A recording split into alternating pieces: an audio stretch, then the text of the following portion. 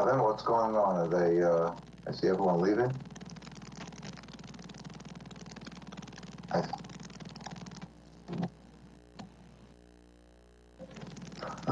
Okay. All right, I'm here. I'll turn off everything. Okay.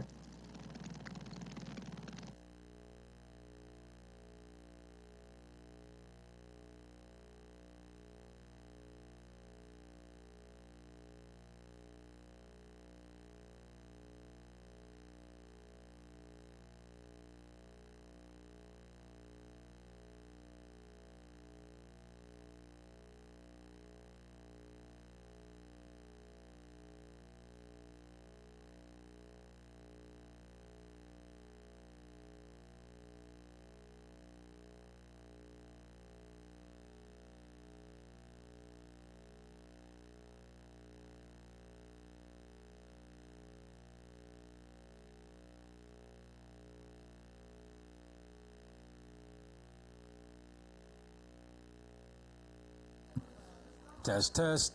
Test 1, 2.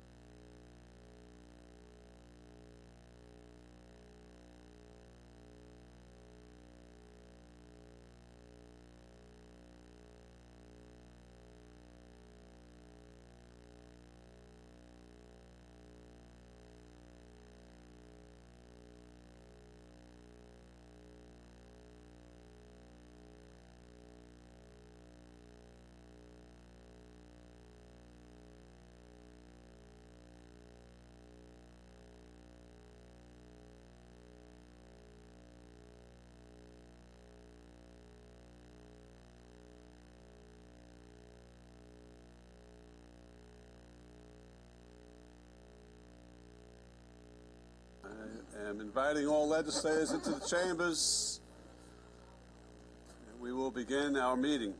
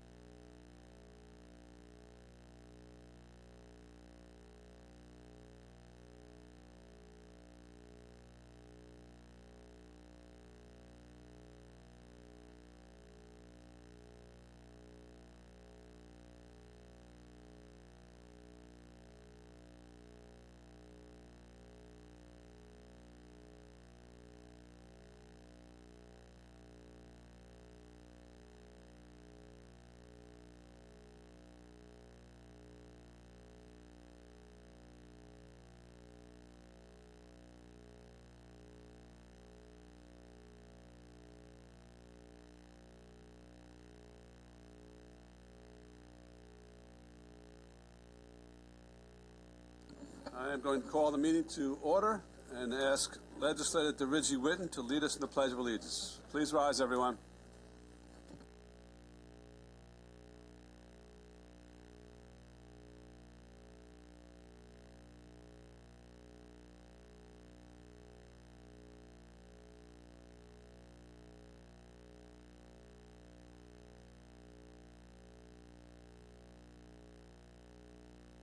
Thank you very much.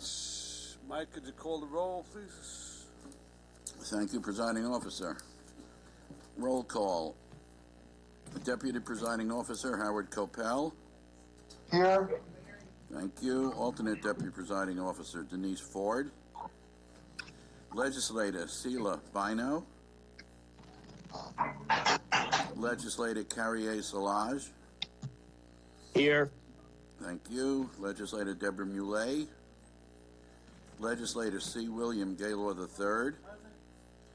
Legislator John Giuffre. Here. Legislator Mazi Palip. Here. Legislator Delia DeRidgie Whitten. Legislator James Kennedy. Okay, we'll come back. Legislator Thomas McKevitt. Legislator Laura Schaefer. Legislator John Ferretti. Legislator Arnold Drucker. Legislator Rosemarie Walker. Legislator Joshua Lafazan. Here. Thank you. Legislator Stephen Rhodes. Minority Leader Kavan Abrahams. Presiding Officer Richard Nicolello. We have a quorum, sir. Okay, thank you very much. As is our custom, our first order of business is going to be presentations to the top cops. If the public comment will follow the presentations to top cops, if you intend to make a comment, please submit a slip to the clerk's office sitting at the table in the front, and you'll be called when we do call the public comment portion of the meeting. So to start things off with the top cop presentations, I'd like to invite The PBA, President Tom Shevlin.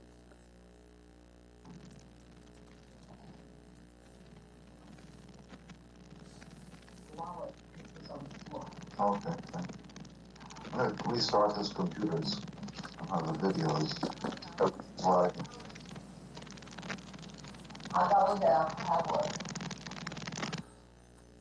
Good afternoon, everybody.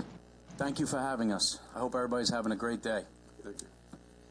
On March 11th, 2022, at approximately 3 p.m., police officer Ryan Patterson of the 1st Precinct was driving off-duty on Hicksville Road in Massapequa when he observed a two-car auto accident. One of the vehicles, a white Ford sedan, immediately ignited, and within moments the front end was engulfed in fire. Officer Patterson stopped to render assistance. Upon approaching the burning vehicle, he observed that the driver was still inside.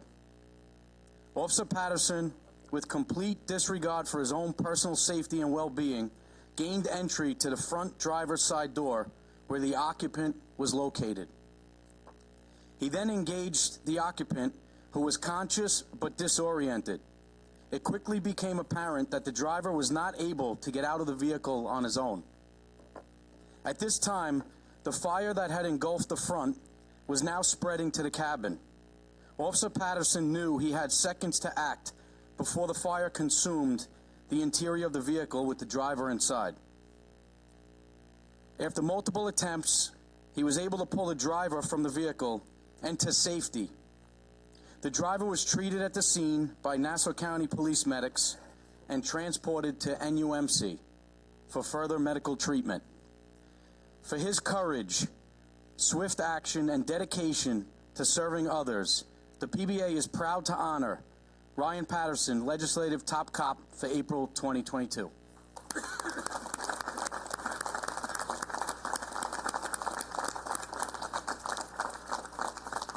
Before Ryan speaks, I just wanted to point out the fact that this shows everybody that we are police officers 24/7. Ryan is off duty and pulls over to help another citizen, the community member. He risks his own life, even when he's not getting paid. That's what we're all about. We are police officers, and we risk our lives every day, on duty and off duty, for all of you, our community, and our neighbors. Thank you.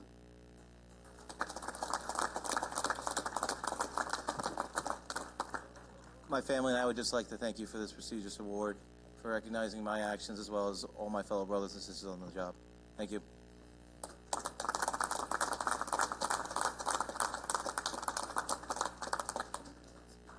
Legislator Walker. Officer Patterson, I just want to thank you and congratulate you on doing this and saving one of our residents when, like you said, it was said that you were off duty and you saw an emergency situation, and that is just what's in your mind. You're a police officer 24 hours a day, and you know, we want to say that other residents might stop and help too, might not be a police officer, but for you, this is just part of what you do, day in and day out, 365 days a year, 24 hours a day. So, and I look at you, and to me, you're a very young officer, and I think to have that strength and to have that knowledge of what you should do all the time, it's there in your heart, and that's what you're going to do. So I thank you so much for you saved this man's life, and you know, sometimes we put things and we say, oh no, you know, I was there, I did this, I could get him out, but literally, if you did not do that, within minutes, that car was totally engulfed, and you know, if he was able to still get out of that car, the disaster that would have been to that man. So thank you so much for doing this, for saving this man's life, and we have a citation here for you, signed by all of us on the legislature. And again, thank you to all our officers, because I know that that's what you are, officers 24 hours a day, 365 days a year. God bless you all.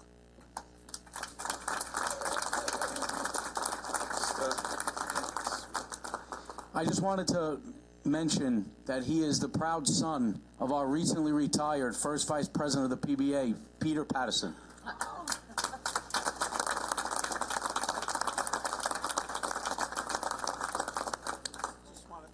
just wanted to add one thing to, I think most of us are fearful of fire. And in particular, that situation where it's encroaching on you, coming towards you. And the fact that you had the courage to insert yourself and to continue to do what you had to do to get him out as the fire came closer and closer is truly astonishing. So it's just a wonderful job. And Pete, you got to be very proud of your son there. So congratulations, guys. So what we'll do is we'll do the presentations for the DAI and SOA next, and then we'll call you up for the citations. Okay? Thank you. All right, thanks.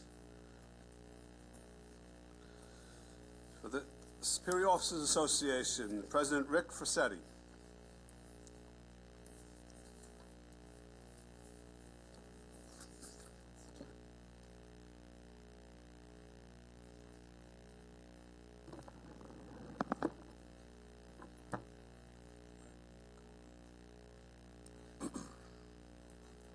Good afternoon. I am Ricky Frasetti, President of the Nassau County Police Department Superior Officers Association. Presiding Officer Nicolello, legislators, thank you for taking the time to honor our top cops today. And I have to say it's a real fitting day to follow the PBA and President Shevlin because our incident also involves an off-duty incident.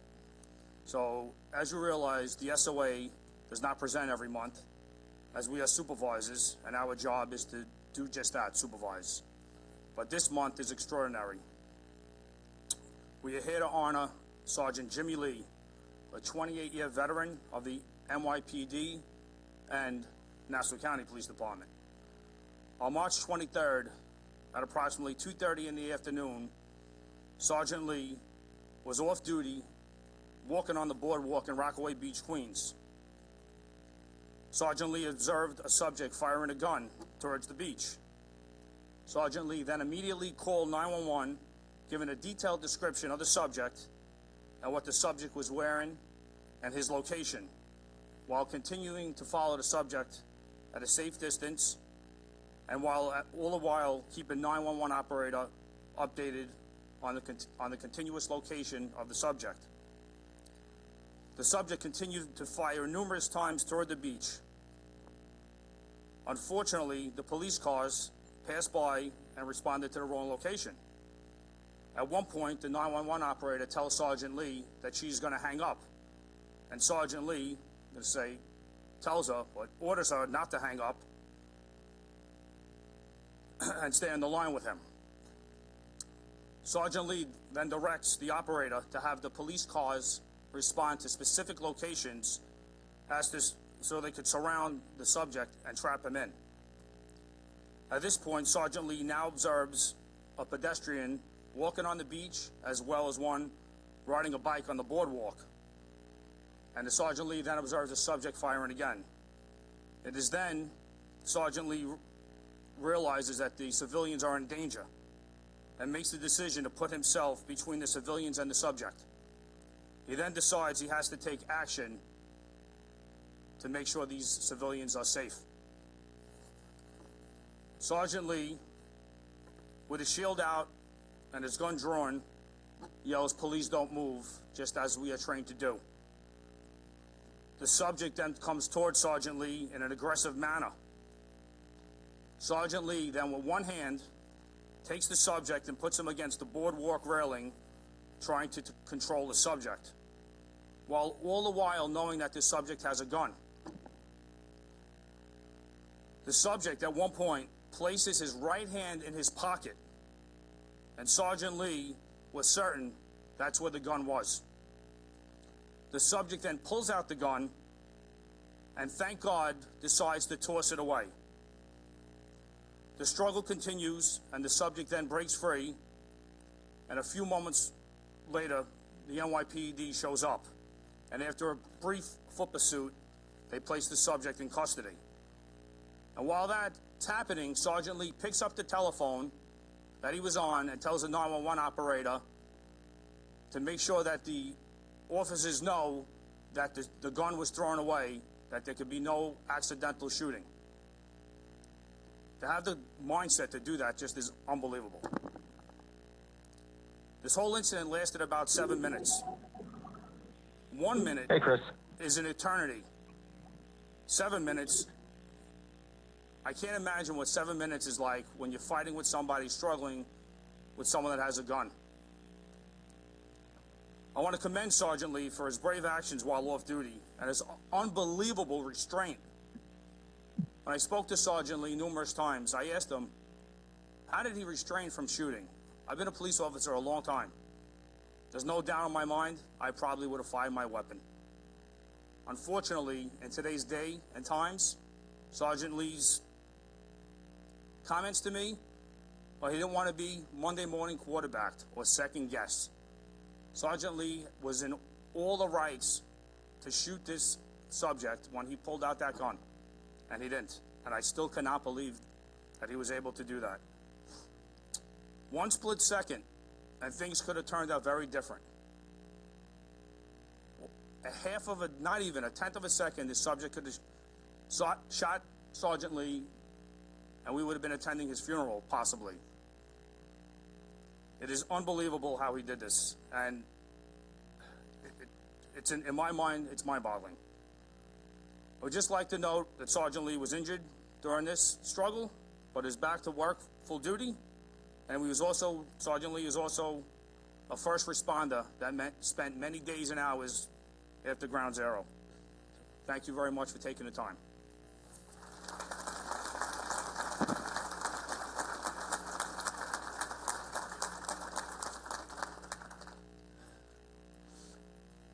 First, I'd like to just say thank you. Thank you for this prestigious honor for myself and in the presence of my family. Thank you to the members of the legislature for presenting me with this honor.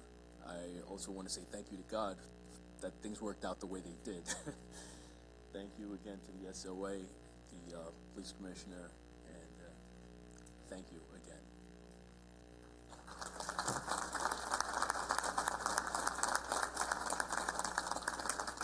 Legislator Ford, then Legislator Szilagyi.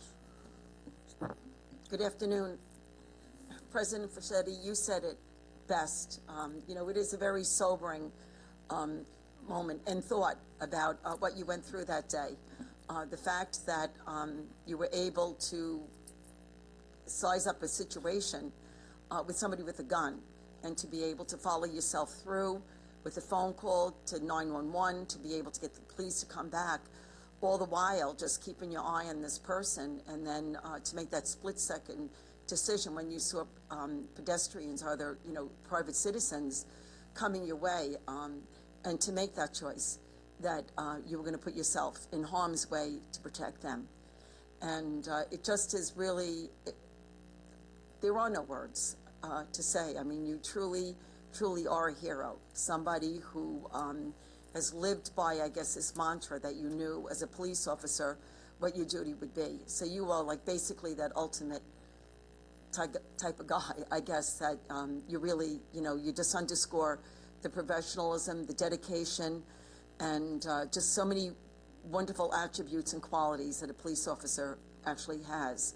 So, and I thank you very much for what you did and how you helped save people from, maybe even themselves losing it. I can't even, I'm just so emotional because I could just only imagine. And you're right, I remember one time sitting in something and waiting 30 seconds for something to happen, and, you get so nervous. So I can't imagine what 7 minutes had been like when you were like in this type of situation. And the fact is that you yourself, as well as Officer Patterson, did this on your day off. So it just goes to show you that our officers are always on. There is never a time when you aren't. And Presiding Officer Nicolello said it's something about to take a look at fire and like you approach a situation, which Officer Patterson did, but for you then to see somebody with a gun, not knowing the mindset of that person, what they were going to do, how they would respond to you, really is just a testimony to the quality and the type of person that you are. And I thank you very much for all that you do. And yes, let us thank God, that it all worked out well. And I'm sure that your family was very happy. I can only imagine probably afterwards they probably said to you, what were you, crazy? So, and I'm very, very happy that it all turned out well. And I thank you for your service, and it continued many, many good, safe years for you. Thank you very much.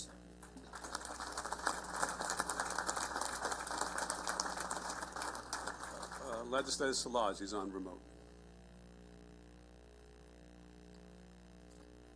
I just want to echo the statements by Legislator Ford. I thank them for their bravery. Thank you. Okay, that was quick.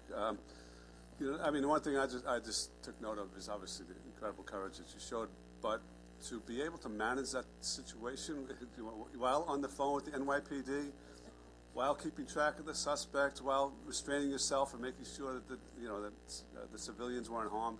I mean, it's just extraordinary. I mean, it's truly heroic act. So, congratulations. We're all proud to honor you today, Sergeant Lee.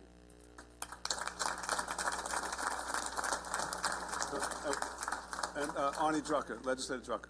Yeah, thank you, Presiding Officer. I just want to say one thing. You know, what resonates with me, obviously the heroism is amazing, but what resonates with me is your instincts are different than ours. I like to think that we're all good persons and we value human life and we would do whatever we can to help people, but your instincts to run into danger as if without a second thought is what amazes me, because I don't think I have that instinct, or many of us have that instinct, but you do, and thank God you do, because you keep us all safe. Every one of you as law enforcement, and when you're trained, you get these instincts that never leave you, and that resonates with me, and I'm so proud and so fortunate on behalf of all of us to have you protect us each and every day. Thank you so much.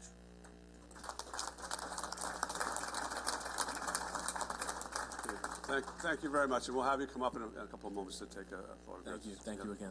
Thank you, Sergeant. One other presentation we have is from the Detectives Association, Inc. We have Mike Maloney from the DAI.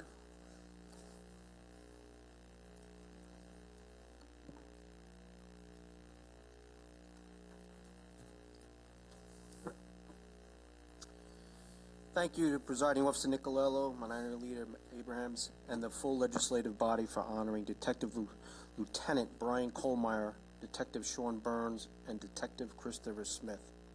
On Tuesday, March 15, 2022, at 09:20 hours, Detective Burns and Smith were inside the 4th Squad monitoring the police radio while working on their cases. At that time, the Communications Bureau dispatched an assignment for an 80 case, possible cardiac, person not breathing at Grant Park, located at 1625 Broadway in Hewlett, directly adjacent to the 4th Precinct Station House. After hearing the notification of the assignment, Detective Lieutenant Kohlmeyer, Burns, and Smith quickly gathered medical PPE and a portable radio and the AED and proceeded to Grant Park on foot. Upon arrival at the scene, the aided, a 73-year-old male, was lying on his back not breathing with no pulse. Detective Smith began CPR, performing chest compressions on the aided. Detective Burns worked with arriving police officers to apply the AED to the aided. The aided was shocked once on scene while detectives and officers were performing CPR. Detective Lieutenant Kohlmeyer assisted by interviewing witnesses and gathering information on the circumstances of the aided prior to his collapse, including obtaining his pedigree and medical history. After the arrival of the police ambulance, detectives assisted patrol with securing the aided to the stretcher, lifting the stretcher into the ambulance. The aided was transported to South Nassau Hospital for further treatment. Upon arrival at the hospital, it was determined that the aided regained a normal heart rhythm and was able to breathe on his own. Due to their alertness and monitoring the patrol assignments over the police radio and immediate actions, including quickly rendering CPR to the aided, Detective Burns, Detective Smith, Detective Lieutenant Coleman, using their training to save a life, and the aided is extremely grateful for their purpose, and I'm happy to say he is doing very well still today. Thank you.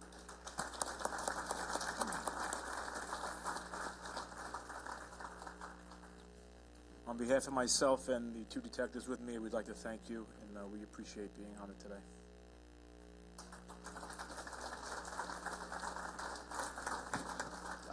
I really appreciate this award. Thank you very much. It means a lot to myself and my family, and I wish all the best to the individual and his family.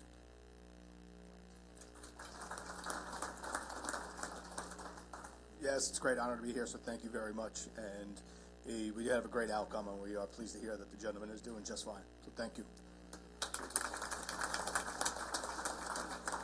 Legislator Gaylord. Thank you, Presiding Officer. Wow. There's a man who's alive today that wouldn't be alive without the heroic actions of 3 of our detectives. There's a family who has a man who's alive is grateful.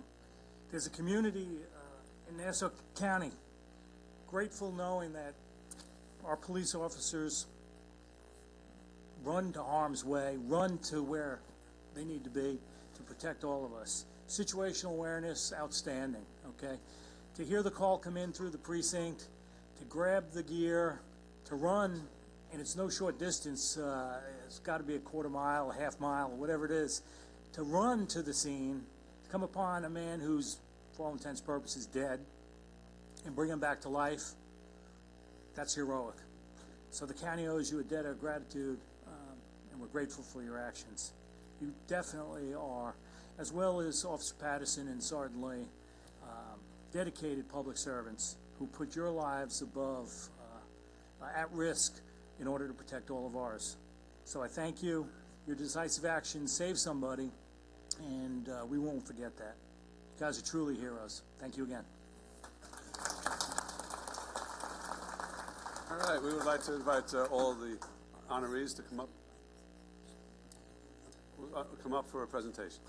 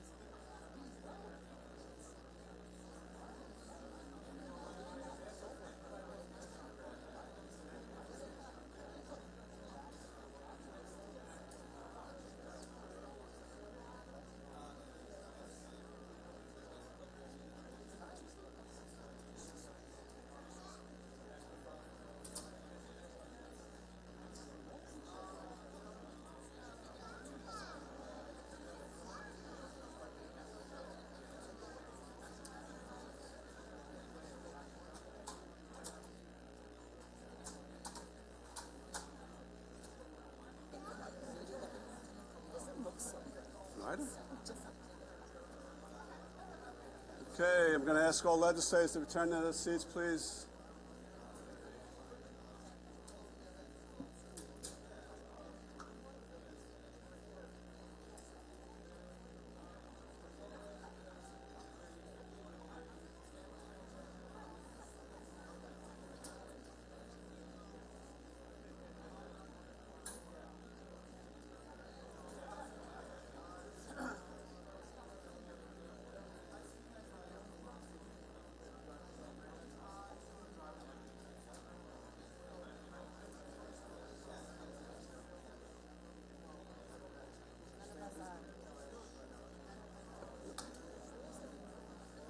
All right. We are going to do things a little bit out of order now.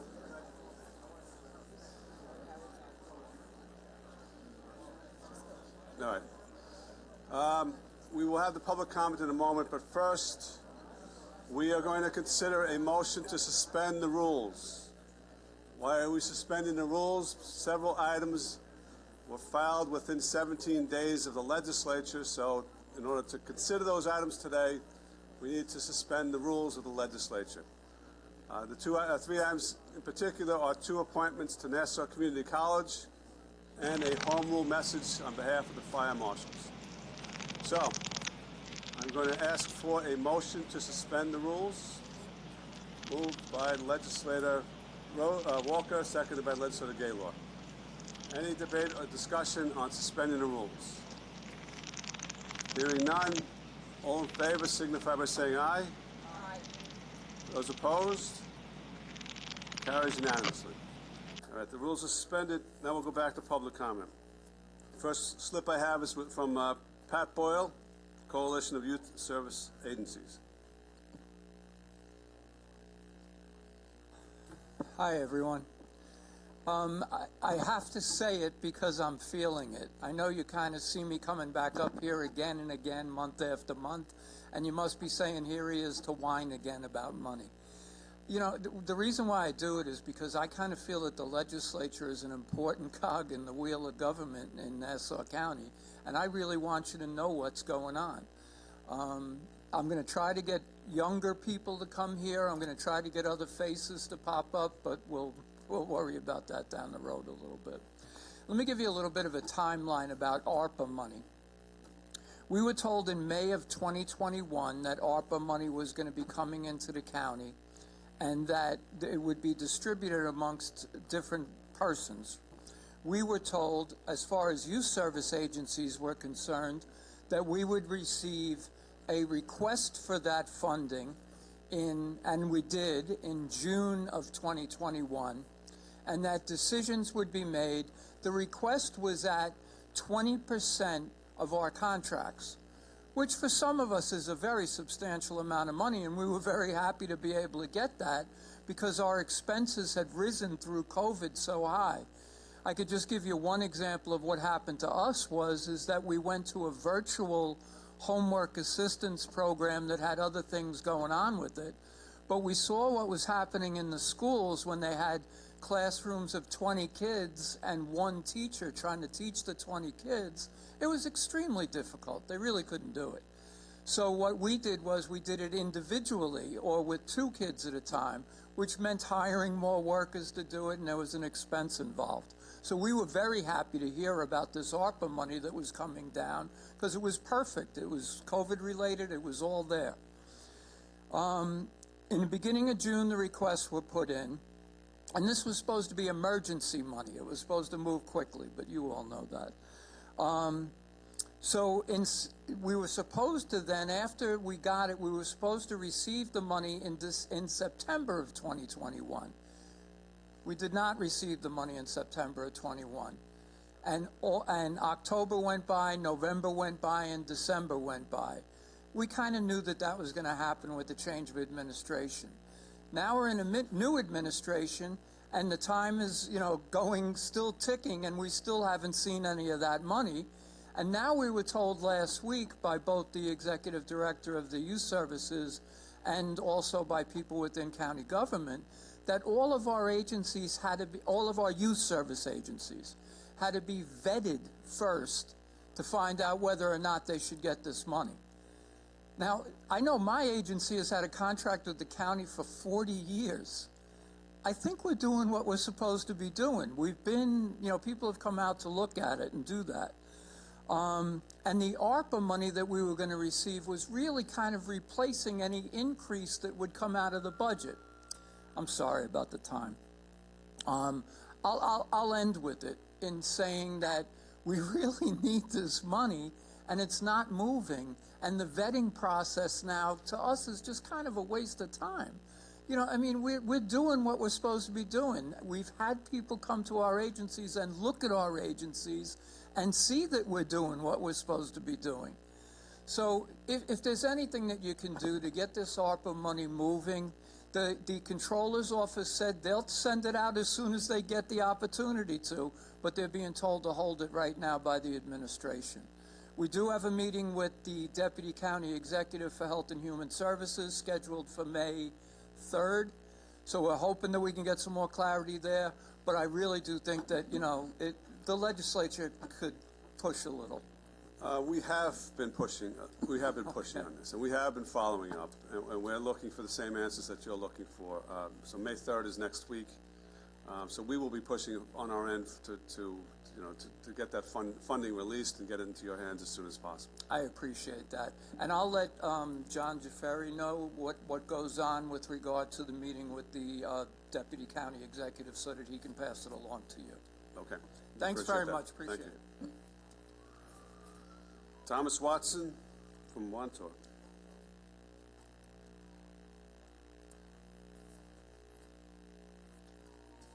Hi, everyone. Yeah, I'm Tom Watson from Wantor, and I'm here to voice my opposition to the Mount Sinai Medical Center coming to the Wantor Avenue location. A lot of people in Wantor don't think it's the right location for such a large medical center. I think to date, there's about 700 people who have signed an online petition against it. I personally think a proper location would be something like the Sunrise Mall, which is closing. That would be the right location for something so large. I'm looking forward to seeing the Nassau County Planning Commission, I think, is supposed to write a report on this issue. And I think it'll be a very important report, because such a report was very valuable, I'd say about 10 years ago, when Wantor was fighting a condo development. So this Nassau County Planning Commission report is going to be very important to us. So a lot of people in Wantor are really looking forward to seeing it. And I don't see how the town of Hempstead could be making any decisions on this until this report is available.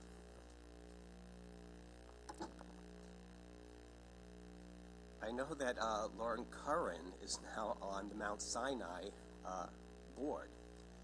And I would think that somebody could reach out to her and tell her that a lot of people in Wantor are against this, and see if she could nix this from her position on the board.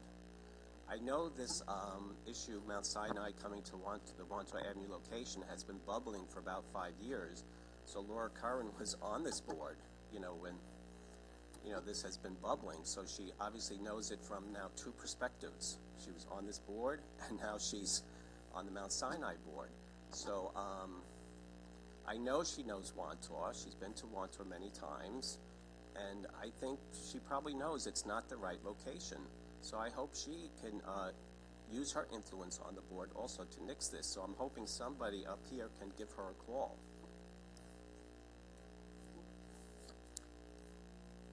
I just want to end that, Wantor is not, it's incorporated. So, we don't have a mayor.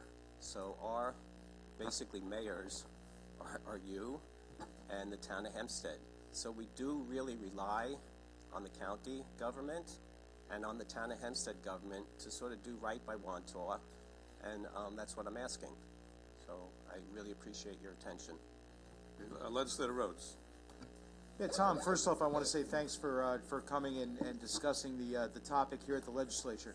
A lot of times we don't get the opportunity to hear about local zoning issues, certainly not ones of the importance of the Mount Sinai project, which has been bubbling since it was South Nassau, their predecessor.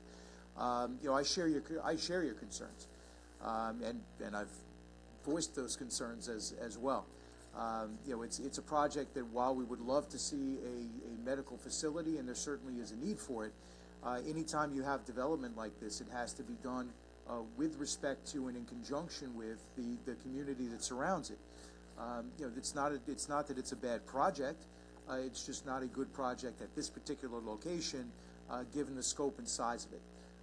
And so, I want to thank you for coming here, regardless of what side of the issue you were on. But I would still thank you for coming here and voicing those concerns, Tom. But the concerns of the community need to be given voice, and I appreciate you coming down here to make sure that happens. Yeah, because Legislator Rhodes, I think the more I talk to people about it and explain both sides, I think from a fair perspective, I think I'm a fair person. When people know the facts, then they're against it. When you just talk to somebody who doesn't know the facts, yeah, a medical center, wouldn't that be great? But when you explain everything to them and they have all the facts, again, both sides, they usually come out, this is not the right thing. For that location. That location. Exactly. Thank you. Okay, thanks a lot. Thank you, everyone. Thank you. Richard Clolery?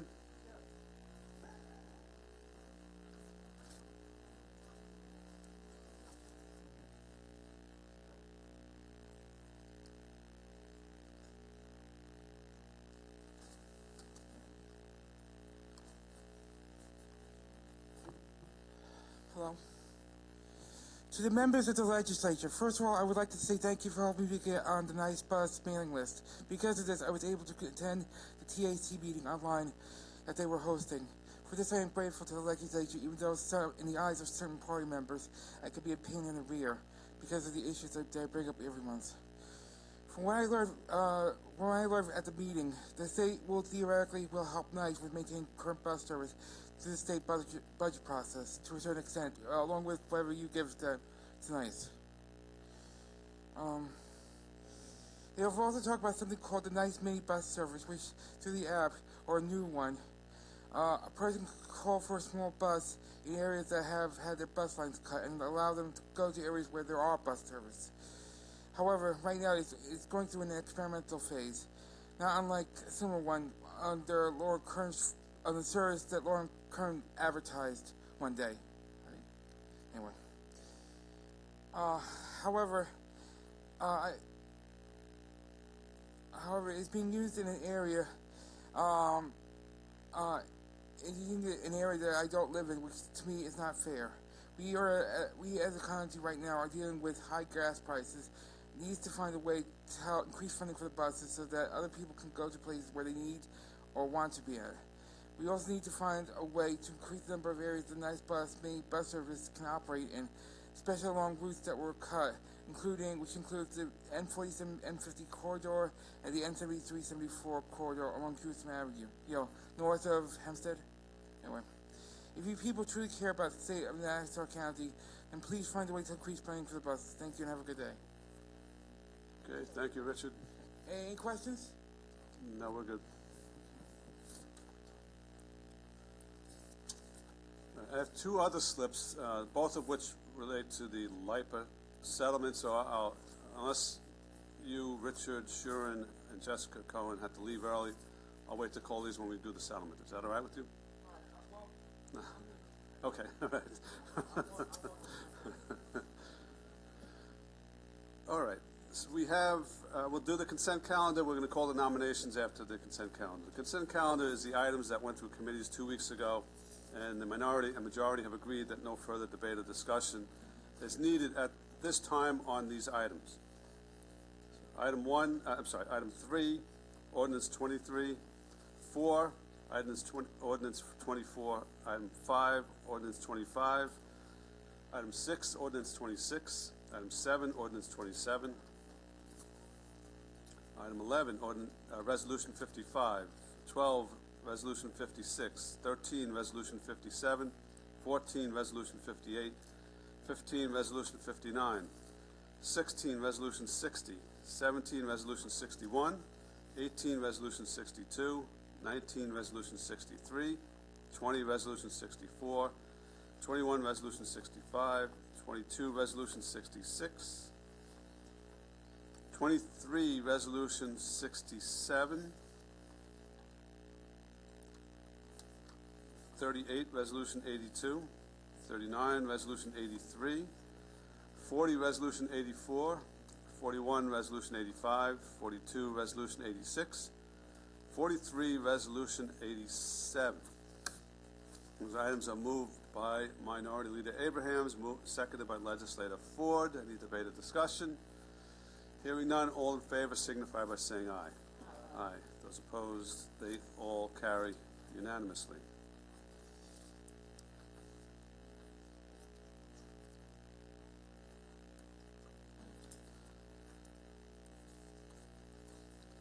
Okay, we're going to the nominations portion of the meeting at this point. So we're going to call items 27, 28, 29, and 30 together.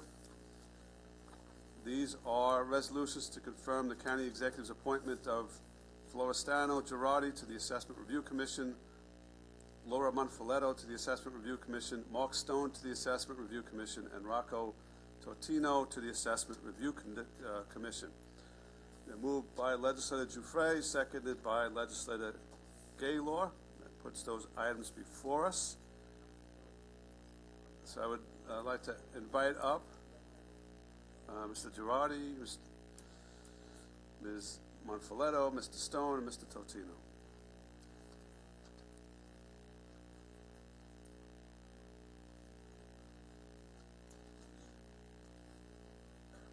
Hi, Chris Lemoyne from the administration. Mr. Totino is running a few minutes behind, so he's hoping to get here as soon as possible. So sorry about that. Okay. We'll hold him to vote later. Thank you. Okay. Good afternoon to the county legislator. I would like to first thank, my name is Flo Girardi, I'm sorry. I would like to thank County Executive Blakeman and the legislator for considering me for appointment to the Assessment Review Commission. I was born in Queens, raised in Oceanside. I'll try to keep it brief. After graduating high school, Oceanside High School, I went to work in my father's dry cleaning plant. We had two plants at the time, one in Elmont, one in Queens and St. Albans. From there, in 1978, I opened a plant in Wantor. When my father retired back in '84, I took over the plant in Elmont, and at my peak, I had a total of between part-time and full-time 60 employees. At that time, I started to divest into real estate, and over the years, I owned various commercial properties from multifamily, office, industrial, and retail establishments. Being a landlord in the landlord business, the properties have various assessed value, various assessed rate of taxes. So I have a little background in property taxes. For the last 6 years, I've been in the Town of Hempstead IDA. I've been a member there. I have been the chairman for the last 3 years. And as we all know, granting pilots, it gives me some experience in tax abatements between sales tax, property tax, to various pilots that we've granted. Other than that, I have my wife. I've been married for 32 years. I have 4 children. And if there's any questions, if anybody has a question that I can't answer, I'll be more than happy to bluff. Any questions for Mr. Girardi?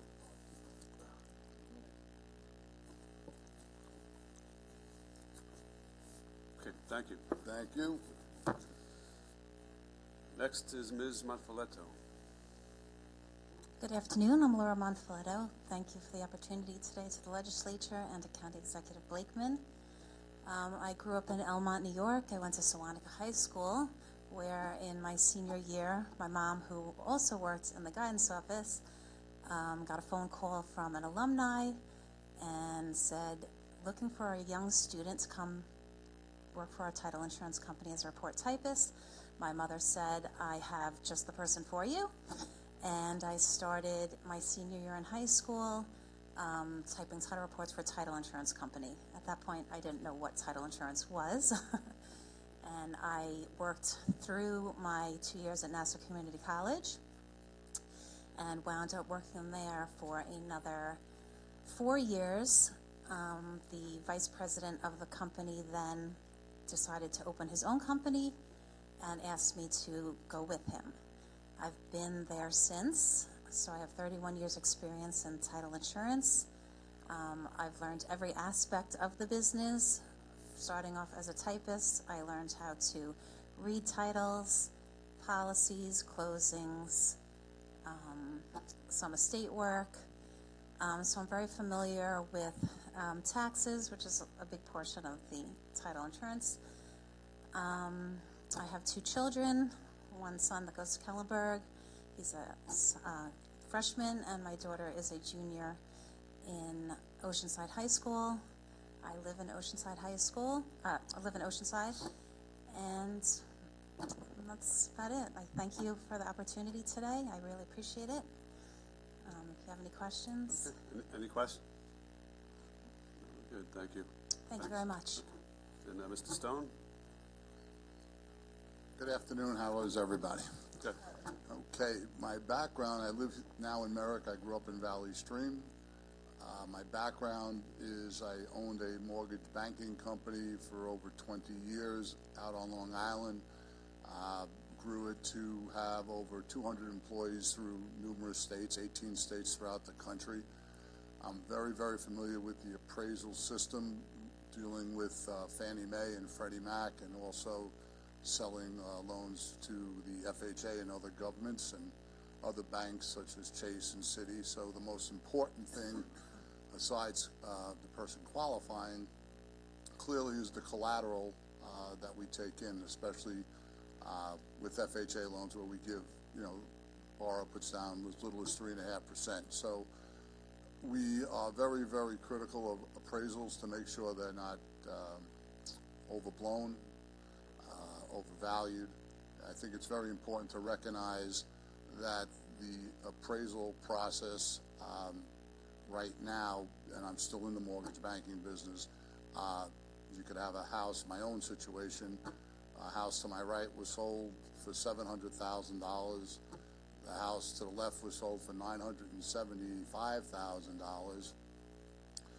The $700,000 had no work done. The other one was new, but yet the one to the right was paying over $8,000 more in taxes than the one that was just built out. So the appraisal issue, the value issue, that's the experience I could bring, as well as I was president of the Empire State Mortgage Bankers Association and dealt with many of the centers up in Albany, as well as Ms. Rhoda Ricketts from the New York Department of the Financial Services.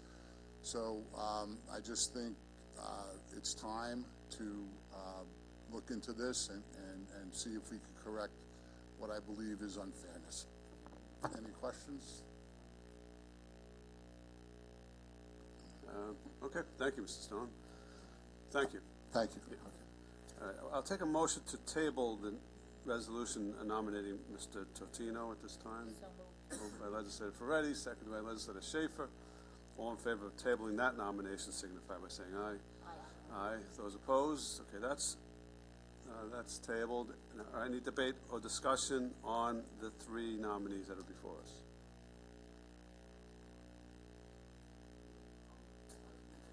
Okay.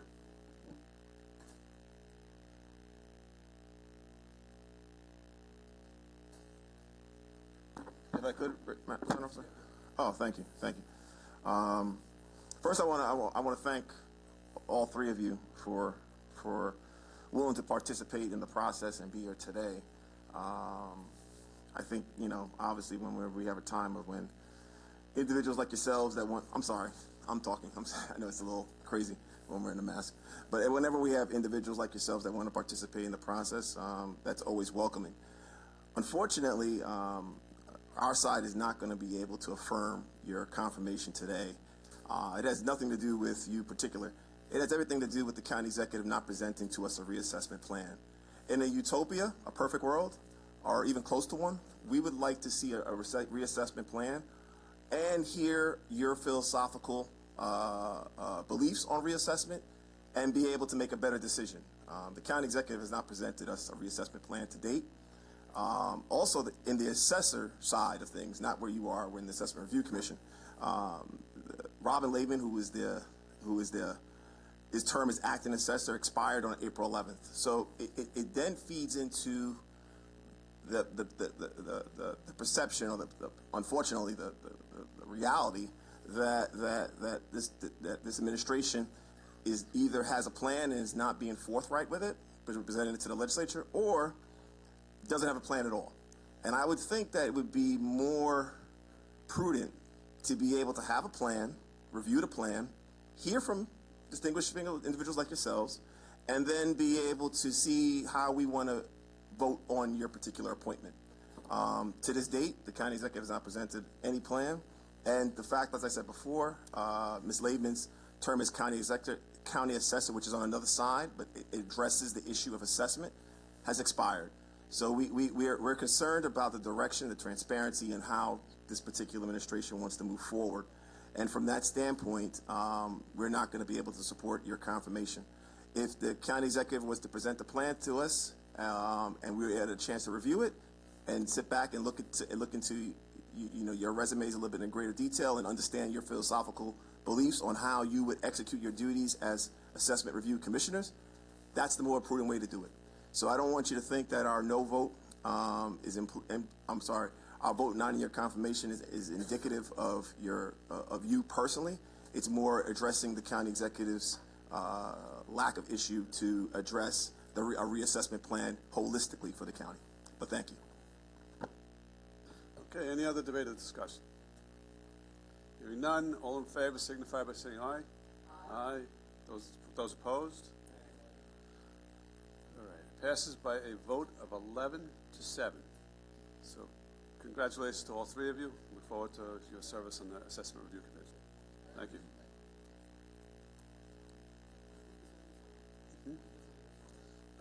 Legislator Kennedy was here before, and then he's no longer participating. Yeah. Yes?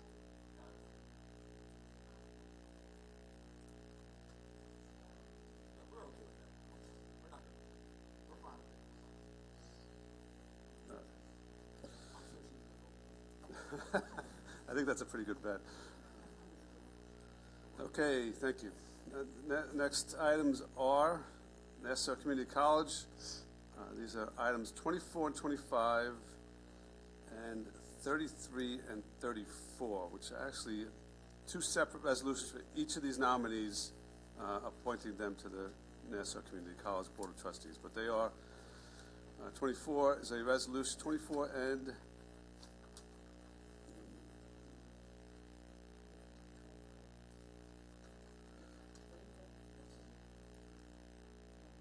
24 and 34 are resolutions confirming the appointment of Ronald Rosenberg as a member of the Nassau County College Board of Trustees. 25 and 33 are resolutions confirming the appointment of William Striss as a member of the Nassau County College Board of Trustees. Motion by Legislator McKenzie, seconded by Legislator Schaefer. Oh, yeah, no, McKenzie. I'm dating myself. Yeah. Legislator McCavitt, seconded by Legislator Pillip. So those nominations are now before us, and Mr. Rosenberg, Mr. Striss, you want to join us up at the podium?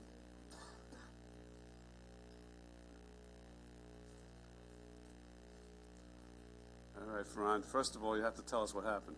You should have seen the other guy. I apologize for the way I look. I just got out of the hospital. I had a bad fall, but I'm okay. That's good news to some and bad news to others. I'm a lifelong resident of Nassau County.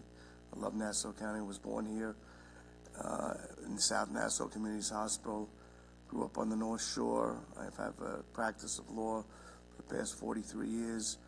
I brought up 3 children, and I have 5 grandchildren. And I can tell you, if I knew the grandchildren were this good, I would have had them first. I paid for 3 college educations, 2 law school educations, and I'm very involved in community affairs in Nassau County in particular.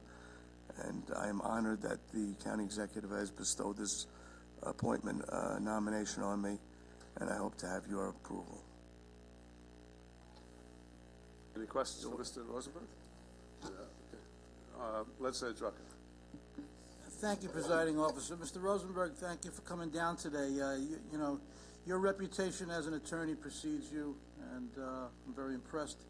But as a former trustee on the Board of Trustees of Nassau Community College, that institution holds a special place for me, and I have real concerns about its current state of affairs and what's going on there. And just in fact, over the past 3 or 4 days, I've received a couple of phone calls, more than a couple, from board members, from administrators, from union people, all decrying a movement there that is afoot to dismantle the entire board and replace them entirely with one that is more politically aligned. And that concerns me a great deal because I've been in touch with the college now for a while, trying to come up with initiatives to address the declining enrollment, the problems they have in retention, their economic difficulties. So I feel like the college might be sliding backwards now. We have a person in charge, no president right now.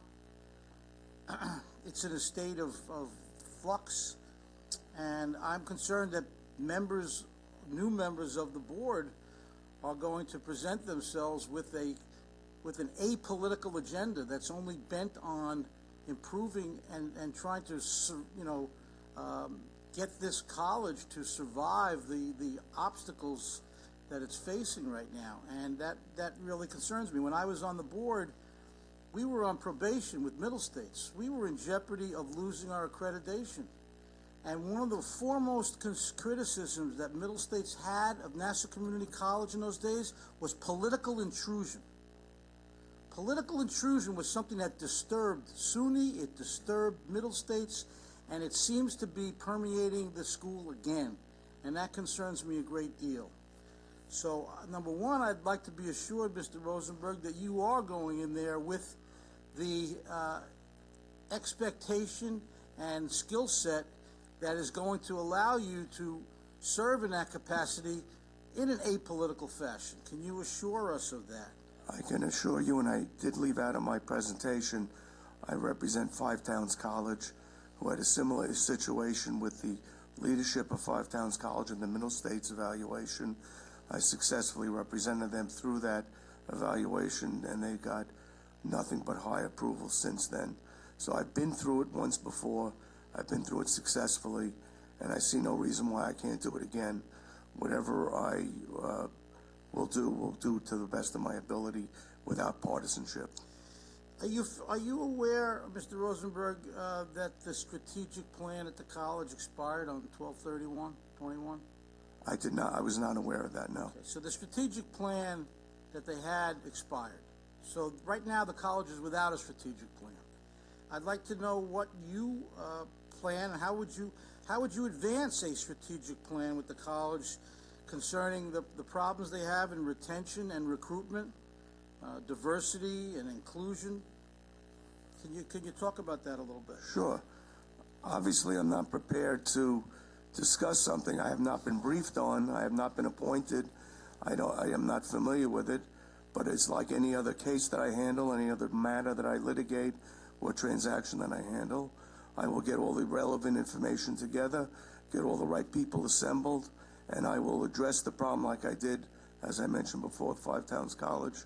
And I have no doubt that I will be successful in that endeavor. Do you have any ideas right now on how you want to improve retention and recruitment and diversity? I do not have any biases going into it. I have to first get all the facts. I don't act, both in my practice of law and myself personally, I don't act on half knowledge or incomplete knowledge. I first must get a grasp of all the facts and knowledge of the entire situation before I can start to make an assessment of how I think it should be addressed. Any attempt to do so now would be pure guesswork, and I would not do that as a matter of course. So do you believe that politics has no position on the Board of Trustees? Correct. So you would not be vulnerable to any political pressures that might be placed upon you? Never have, in the 43 years of practicing law, have I allowed politics to affect my judgment. I do the best for my clients, and this time my client will be the college, and I'll do my best for the college without any partisanship or any influence from outside forces. I like that answer.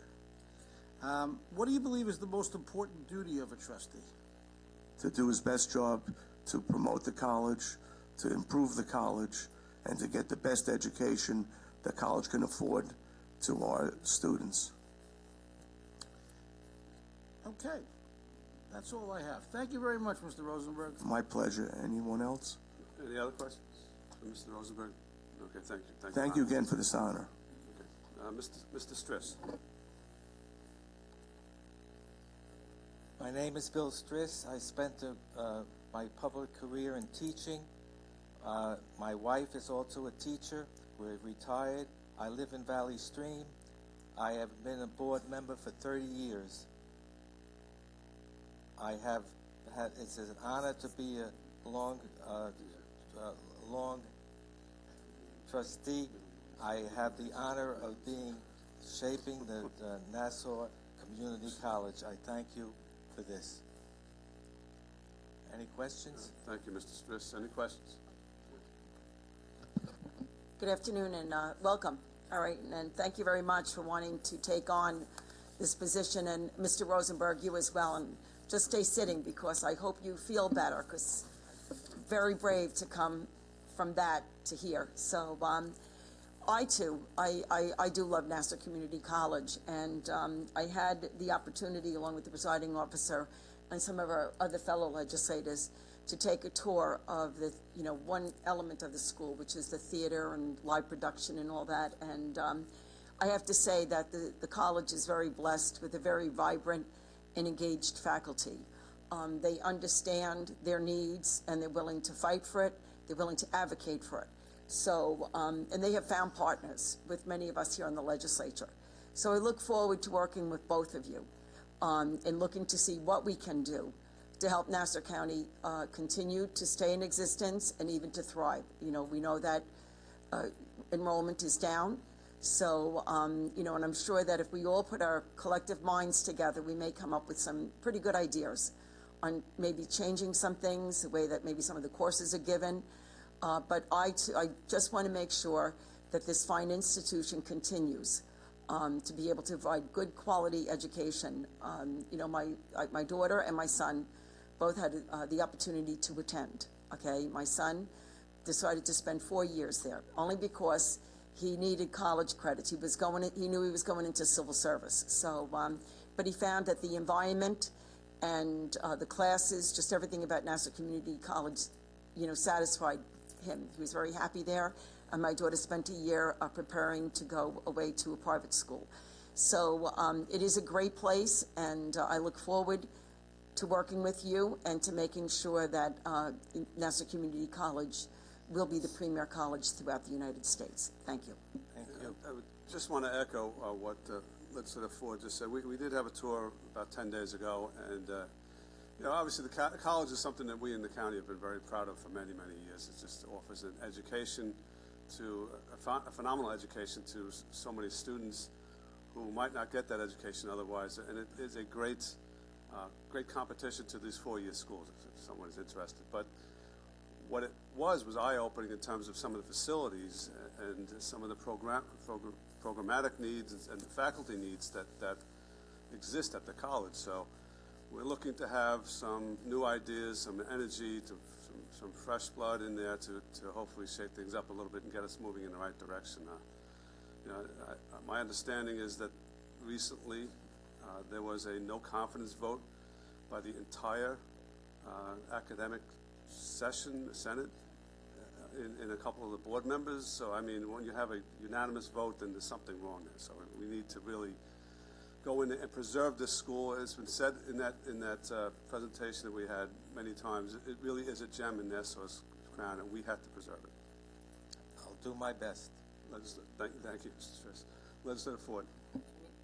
Votes.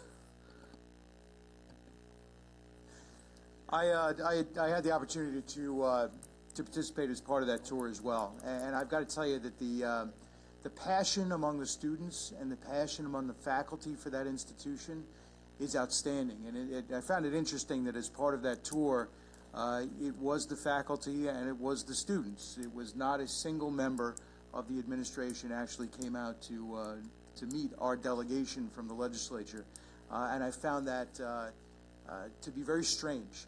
You know, we just heard today that it's an institution without a president, that it's an institution without a strategic plan, it's an institution with declining enrollment, it's an institution with concerns about its, as voiced by the faculty, with concerns that we may be heading back to a period where its accreditation may be in jeopardy. You know, if members of the legislature are receiving calls from the existing board that they're concerned they might be change, well, it sounds as though there should be change on that board. And I'm hoping that both of you will be proactive, passionate advocates for the college that will help to be architects of that change. Because this is an institution that deserves saving. This is an institution that serves, that should have at its focus at every turn the students of Nassau County that we serve. And I know from both of your presentations, one is an accomplished litigator and board member of Five Towns College, and yourself as an educator, have that passion. And you know, I do share my colleagues' concerns that politics should never be a part of the running of that institution.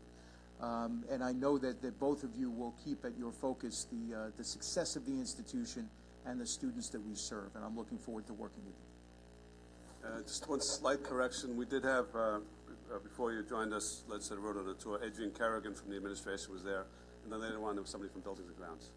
Yeah, so. I just want to correct for the record, I was not Okay, a board Central, member. I was not a board member of Five Towns College, I was the attorney. Right.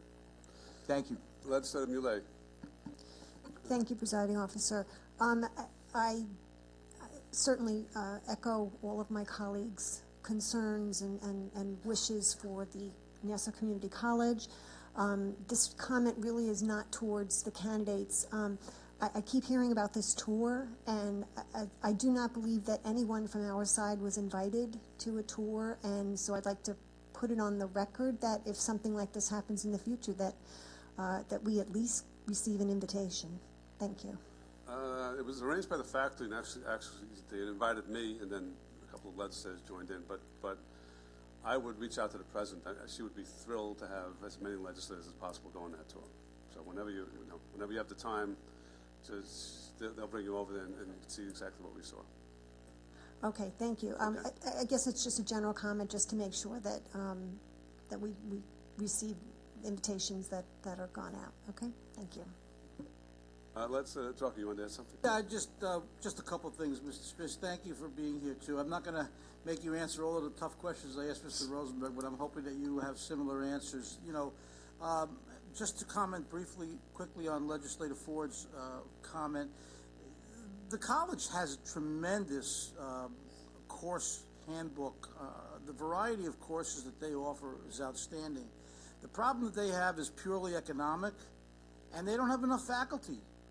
And they're scrambling to have faculty members teach these courses, aside from the declining enrollment and retention problems. So I'm hoping that you have fresh ideas. As Legislator Rhodes said, we welcome fresh ideas, but it has to be ideas that are geared towards the sustainability of this college, because from what I'm hearing, the pathway that the college is on now does not bode well for its ability to stay open. And I'm concerned about that, and I hope you appreciate that as well. In your career so far in education, you were on the board, is that it, at Valley Stream? Yes, I was in Valley Stream. And in all of your years in the board of Valley Stream, did did you feel any sort of political pressure at times? Yes, And how did you respond to that? I did my best. I explained what my position was, and I stepped to it. So what would you describe, what type of political pressure you received? Oh, people wanted jobs in the school system, so I referred them to the superintendent, and that was it. So you mean they tried to use your influence to obtain employment? That's right. Uh-huh. Okay. And do you have any particular ideas on how you think the college should be heading right now? No, I don't have any idea.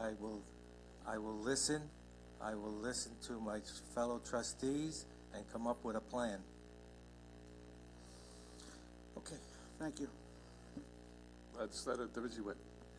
Hi, I also want to thank both of you for trying to help with this college that we all do care about. And I agree with my colleagues that the number one issue we have has been money. And I think you know, or you'll find out, that there's a formula, and the county is supposed to give a certain percentage. And unfortunately, the county has, up until very recently, been very strapped financially. But right now, we're sort of in good position. So I think it might behoove you to take a look at that formula and put pressure on the county to give a little bit more than they have to this point, because the money is available. So that's my 2 cents. Okay, all right. Well, thank you, Mr. Stris. Appreciate it. Thank you, Mr. Roseberg. Any further debate or discussion of the 2 nominations? If not, all in favor signify by saying aye. Aye. Those opposed? Okay. So it passes by a vote of 11 votes in the affirmative and 7 abstentions. Correct? Right. Congratulations, guys. Now we have, actually, we're going to go back to, my understanding is Mr. Totino is here, so we're going to ask for a motion to untable by Legislator Rhodes, seconded by Legislator Giuffre. All in favor of untabling that nomination signify by saying aye. Aye. Aye. Those opposed? So now that's before us, and Mr. Totino, you want to come up? Get well, be well, Ron. Good afternoon, Presiding Officer Nicolello and members of the County Legislature. I just want to first say I apologize for my tardiness. I appreciate you temporarily tabling this resolution. Had a deposition that went a lot longer than it should have gone. That being said... It wasn't with Mr. Rhodes, because I know he's here. So. Well, that being said, as you all are aware, I've been appointed by our county executive to the Nassau County Assessment Review Commission, pending your confirmation, which I hopefully get today. Just wanted to come in, introduce myself, give you a little background, and answer any questions you may have. First things first, I'm a lifelong Nassau County resident, originally from Glen Cove, the good city of Glen Cove, where I still currently reside and am a homeowner. I am a trial attorney by trade. I work for Geico Staff Council that also our offices are in Nassau County. I've been a trial attorney for about 6 years now. On the side, I do dabble in land use law and residential closings as well. Also, within the past couple of years, I've been on the city zoning board for about 2 years and also became a city councilman for 2 years shortly thereafter. I'm excited for the opportunity to be helping the County of Nassau with the Assessment Review Commission. I look forward to making a contribution to ARC, and yeah, that's it. If you have any questions, I'll be happy to answer them. Any questions? Legislator Richie Witt. I was expecting a question from I have a few Legislator questions, yeah. No, I just want to say that I've had the pleasure of working with Rocco Tortino, and I have a complete respect for him. He's a straight-up person. He'll tell you if he agrees with you. He'll tell you if he doesn't agree with you. And you left out that you just got engaged. I did. I apologize for that, and yeah. I just got engaged. 3 weeks ago. But anyway, Rocco, this is you know, this is a challenge, but I have faith in you that you're going to address it, and I look forward to working with you. Thank you so much. And thank you to everybody on the legislature. I appreciate it. Okay, thank you. Any other questions or debate or discussion? Hearing none, all in favor signify by saying aye. Aye. Those opposed? Okay. Yeah. All right. So then it passes by a vote of 12 votes in the affirmative and 6 votes in the negative. All right. Congrats. Yep.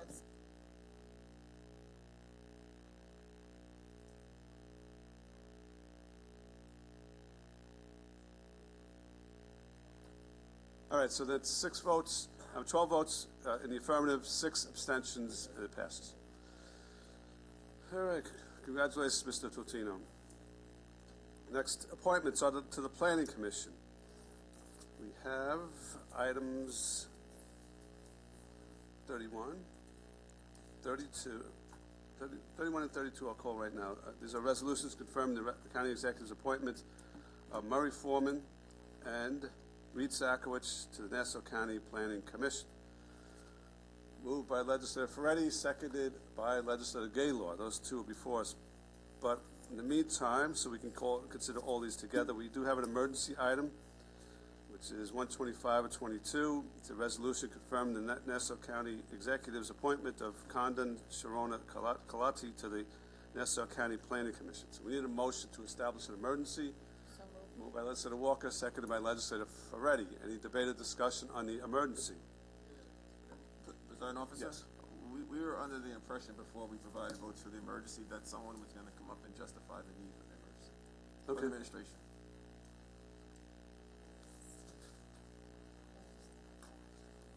Hi, Chris Lemoyne for the administration. The original item as filed had a mistake in it. It referenced that Ms. Kalati would be replacing Sean Sally. That was a mistake. Ms. Kalati is going to be filling an open seat on the Planning Commission, so we apologize for any confusion, and thank you for the courtesy. Mr. Chris, currently, are there enough votes of members on the Planning Commission to have a quorum? Yes. There are, okay.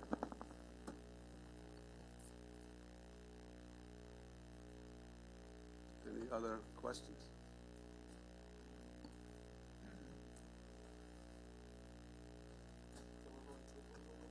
Okay, all right. Any other debate or discussion? Hearing none for the emergency. All in favor signify by saying aye. Aye. Aye. Those opposed?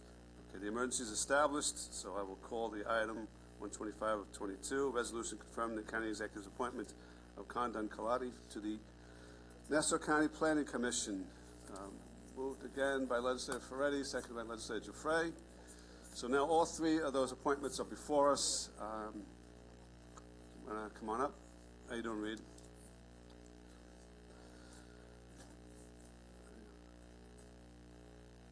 So who wants to go first?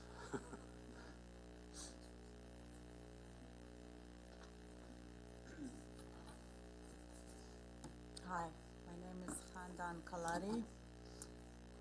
I'd like to first of all thank the county executive and all the legislatures for considering me for appointment for the Planning Board Commission. I was born in Iran. I migrated to the United States in 1981. I went to school and I got married, and I have, skipping a few decades, I have 3 children, 4 grandchildren, and I'm working currently at Board of Election. I also am one of the 15 elected members of the UMJCA Central Board in Great Neck. That's the Persian Jewish community in Great Neck. We have a very established system. We have a central board and many committees that are conducted underneath. I am very dedicated to community work. We have many meetings and we make a lot of decisions. I'm also a member of the Public Affairs Committee in my community, which we try to keep a good relationship with all our public officials. And that's about it. I'm hoping to be able to use my experience and serve the county. Well, thank you. Any questions for Ms. Colati? No? Thank you.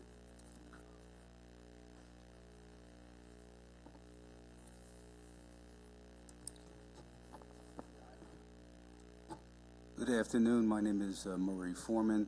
Thank you to County Executive Blakeman and to the legislature for considering my appointment this afternoon to the Nassau County Planning Commission. I've been a resident of Nassau County for the past 25 years. I educate. My highest degree is a Master's of Business Administration from Columbia University. I'm a lifelong mergers and acquisition practitioner, mostly in the area of what you would call today private equity. Currently, my area of focus is in healthcare real estate, in the operation and ownership primarily of skilled nursing facilities throughout the United States. I am also active in community, having been the long-serving president of the Lawrence Union Free School District for the past 15 years. I look forward to bringing my broad-based business, development, and community service experience to my post as on the Nassau County Planning Commission. I'll entertain any questions that you might have. Legislator Drucker. Thank you, Presiding Officer. Hello, Mr. Foreman. How are you? Fine, thank you. Thank you for being here. A couple of questions. I've been given some information. I was given some articles concerning major issues of Medicaid fraud and breach of fiduciary duties brought against you.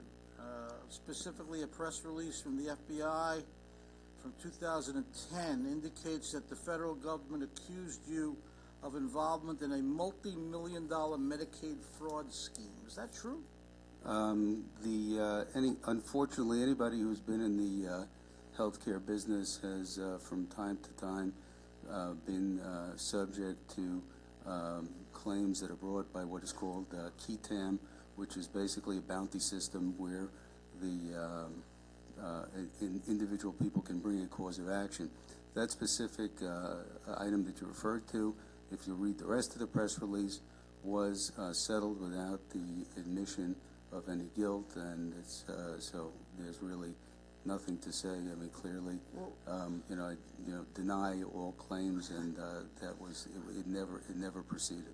But you agreed to settle the claim by paying $14 million to settle those charges. That is not correct. I personally, I was part of a group that was, as I said,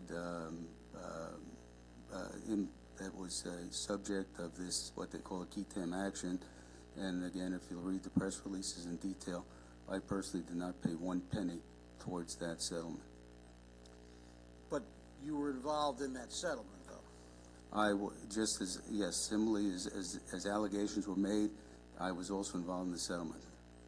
But again, I did not pay one penny towards that settlement. So the allegations didn't go further because it was settled? The allegations did not go further because they were unfounded.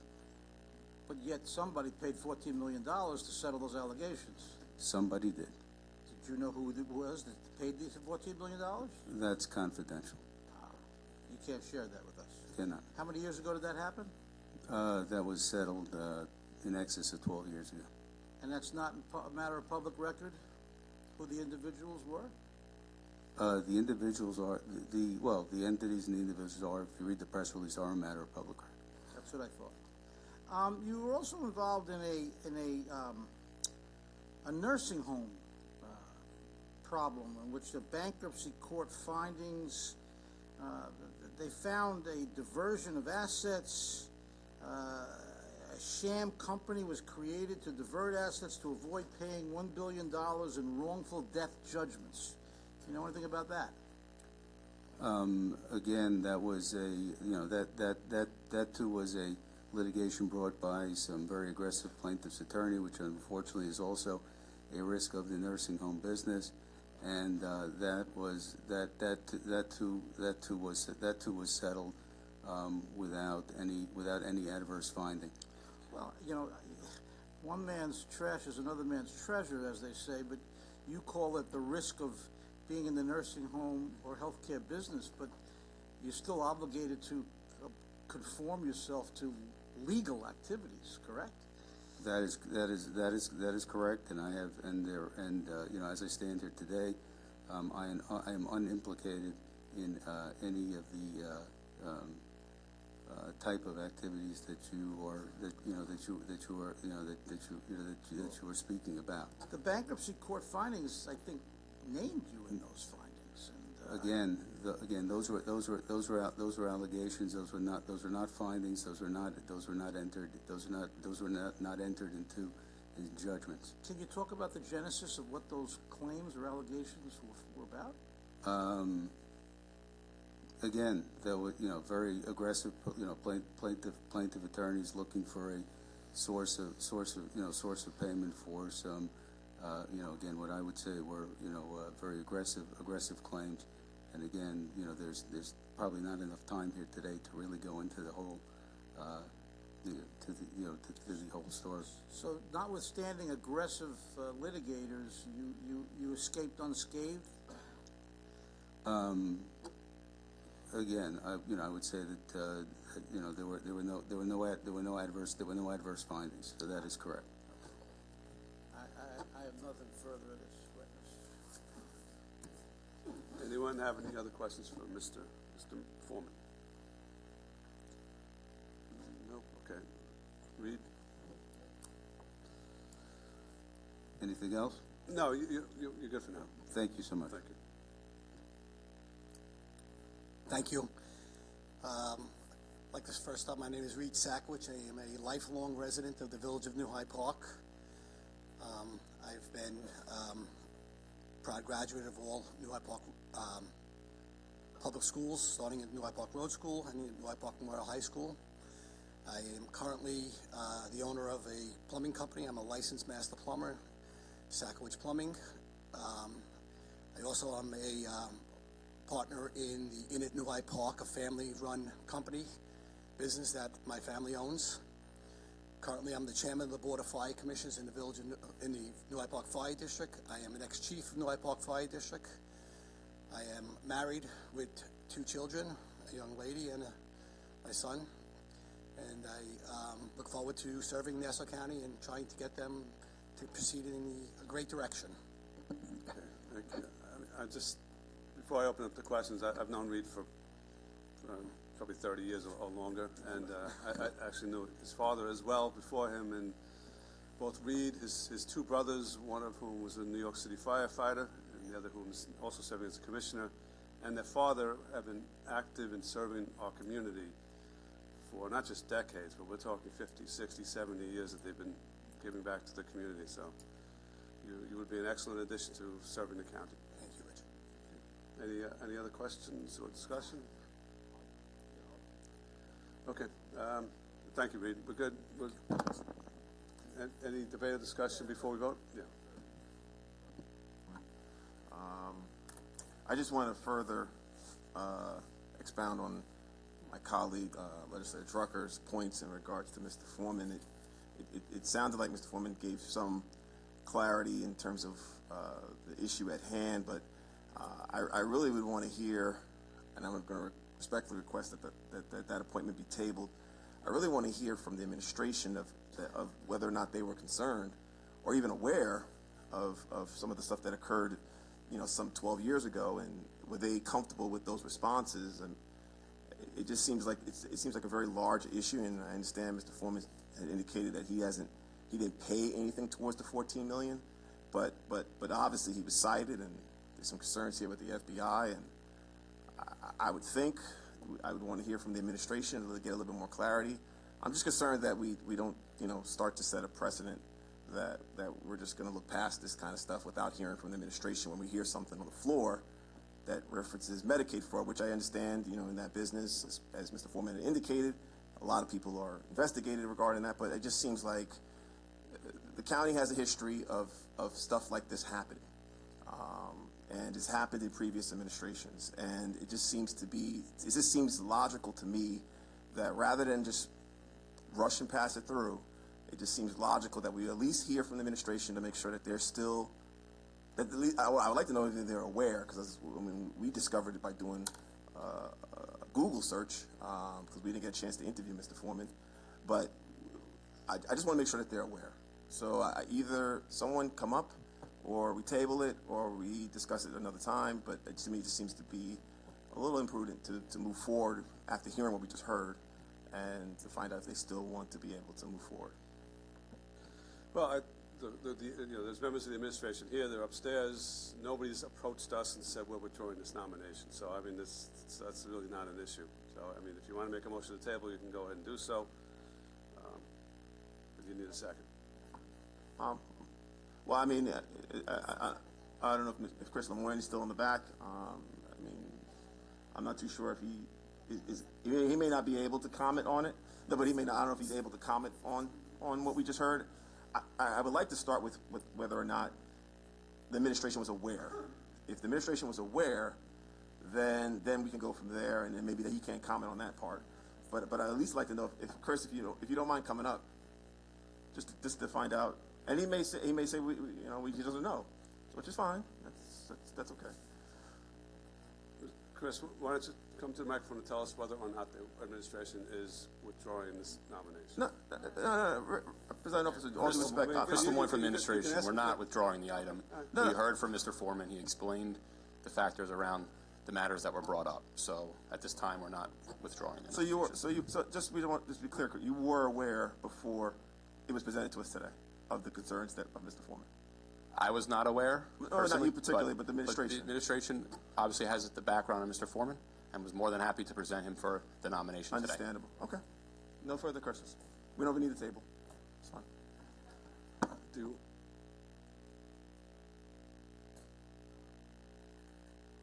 All right. We are now going to have a vote on the three nominations. All in favor of these three nominations signify by saying aye. Aye. Those opposed? Okay. It passes by a vote of 11-7. They pass. Last two nominations we have today are items 36 and 37, resolutions 80 and 81. These are resolutions to confirm the county executive's appointment of William Rockensees and Reginald Spinello to the Nassau County Industrial Development Agency. Moved by Legislator Ford, seconded by Legislator Walker. Those two nominations are before us. Just come on up.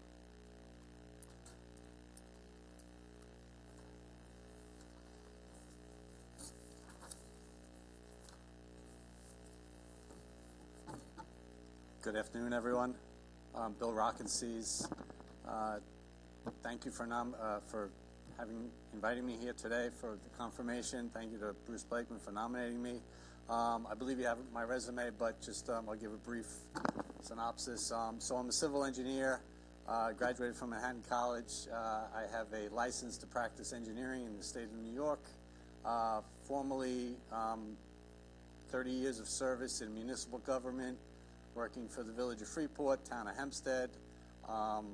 As their engineer for the town, I was a commissioner of engineering. In those roles, I did a lot of, obviously, project design, but also involved in site plan reviews, both residential, commercial, subdivision work. So I'm very familiar with zoning and planning and that sort of thing.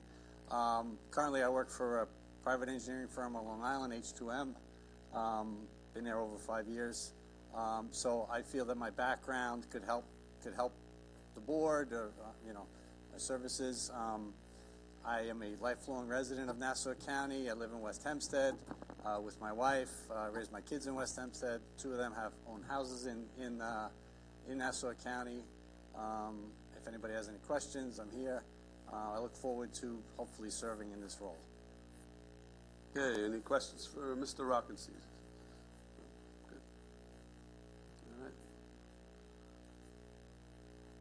Good afternoon. I'm Reggie Spinello. I want to thank the county executive for the nomination and the opportunity to speak here in front of all of you.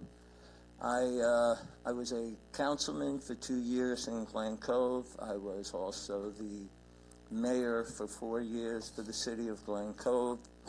Also, during that time, I was the chair of the IDA, the CDA, and the local economic development corp. One of the things that we did, that was really tremendous for the city of Glen Cove, we had a revitalization. It was a project that was many years in the making. We revitalized 56 acres on the waterfront. It was $1 billion public-private partnership with RXR. Created about 1,000 jobs, about $58 million in salaries, and because of the job and everything going forward with it, over time it will bring $50 more million of spending into the local economy. We set it up. It was it was called a PIF, which is a pilot incremental financing. The city was responsible for the infrastructure. There was a bond floated for that. The city was able to, during the sale of the property, we collected $15 million for the sale of the property, which paid off a HUD loan to the county. We had $10 million in fees that helped us to turn a $5 million deficit in the city of Glen Cove into a surplus when I left. Additionally, we were able to revitalize the downtown. We put together a mixed-use project in the middle of downtown, 146 rental units, and I think it's about 5,000 square feet of retail. So I'm familiar with IDAs and how they work. I look forward to the opportunity to serve the county. I think it's a very important thing. I think IDAs are very important. I think sometimes they're misunderstood, but I also think it's important that they be transparent and explain how they're doing everything. With things going on in New York and people leaving, I think it's important that IDA take a role in actually maintaining residents here, bringing new ones in, and creating job opportunities so that we can keep people here. If you have any questions. Thank you, Reggie. Any Legislator Ferretti? Thank you, Presiding Officer. Good afternoon, gentlemen. Thank you and congratulations. I served on the Town of Hempstead IDA for a couple of years before I was a legislator, and one of the things we did in the Town of Hempstead IDA was we put in place a policy that required any pilot proposal that notification go out to the elected representatives, the local elected representatives in that municipality.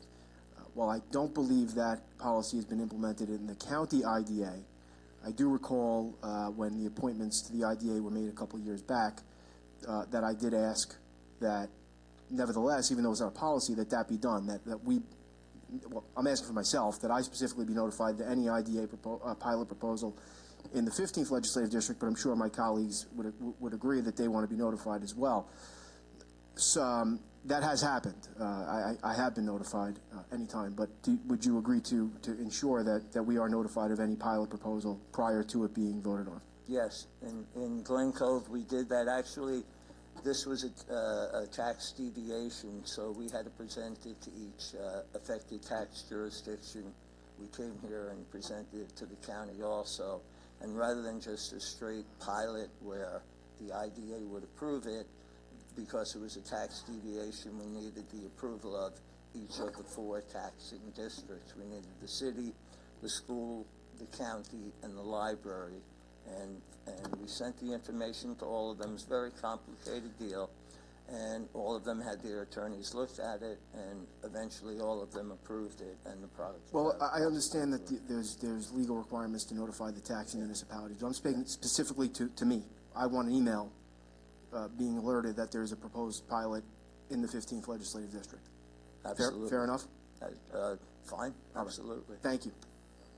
I think that goes for all of us. We're all very concerned about pilots, and reasonably so. Yes.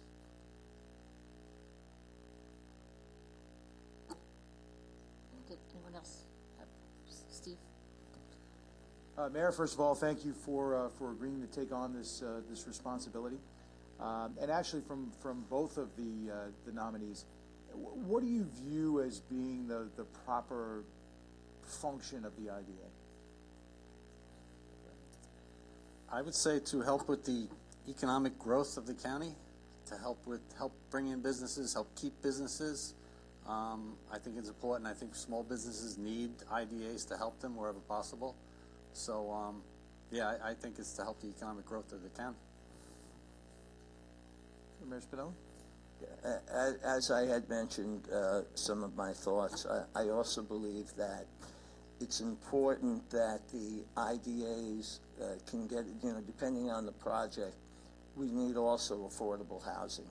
And with some of these IDA projects, like the one at the waterfront, there's about a 10% component for affordable, I call it workforce housing, but you have to make sure that housing is not 120 or 100 to 120% of AMI. You want it to be where other people can get there, like whether it's, so it should go from like 60% up to 80%, get those kind of people involved in it. The project at the downtown, there were so many people, 10% of it went for, was lottery. And some of those apartments down there are 60 to 80%, which is much more of what really helping somebody out with, because if you take 100, 120% of AMI, it's like a regular worker making, $70, $80, $90,000 a year. So that really doesn't benefit the people that need it. But that's a component, and I think it's important. Thank you. I appreciate it. With respect to what would be your, I guess, basis of evaluating a particular project? What's your philosophy on that? In other words, what are you looking for in your evaluation of specific problems, projects? What's your thought process? Well, I mean, you need to have some community benefit. It's got to benefit the community in certain ways. Obviously, you take a piece of property, like with the waterfront, there were no taxes for 30 years on that property. So new revenue stream, more revenue. And you hope in some of these projects that IDAs do, unfortunately, a lot of them are rental units.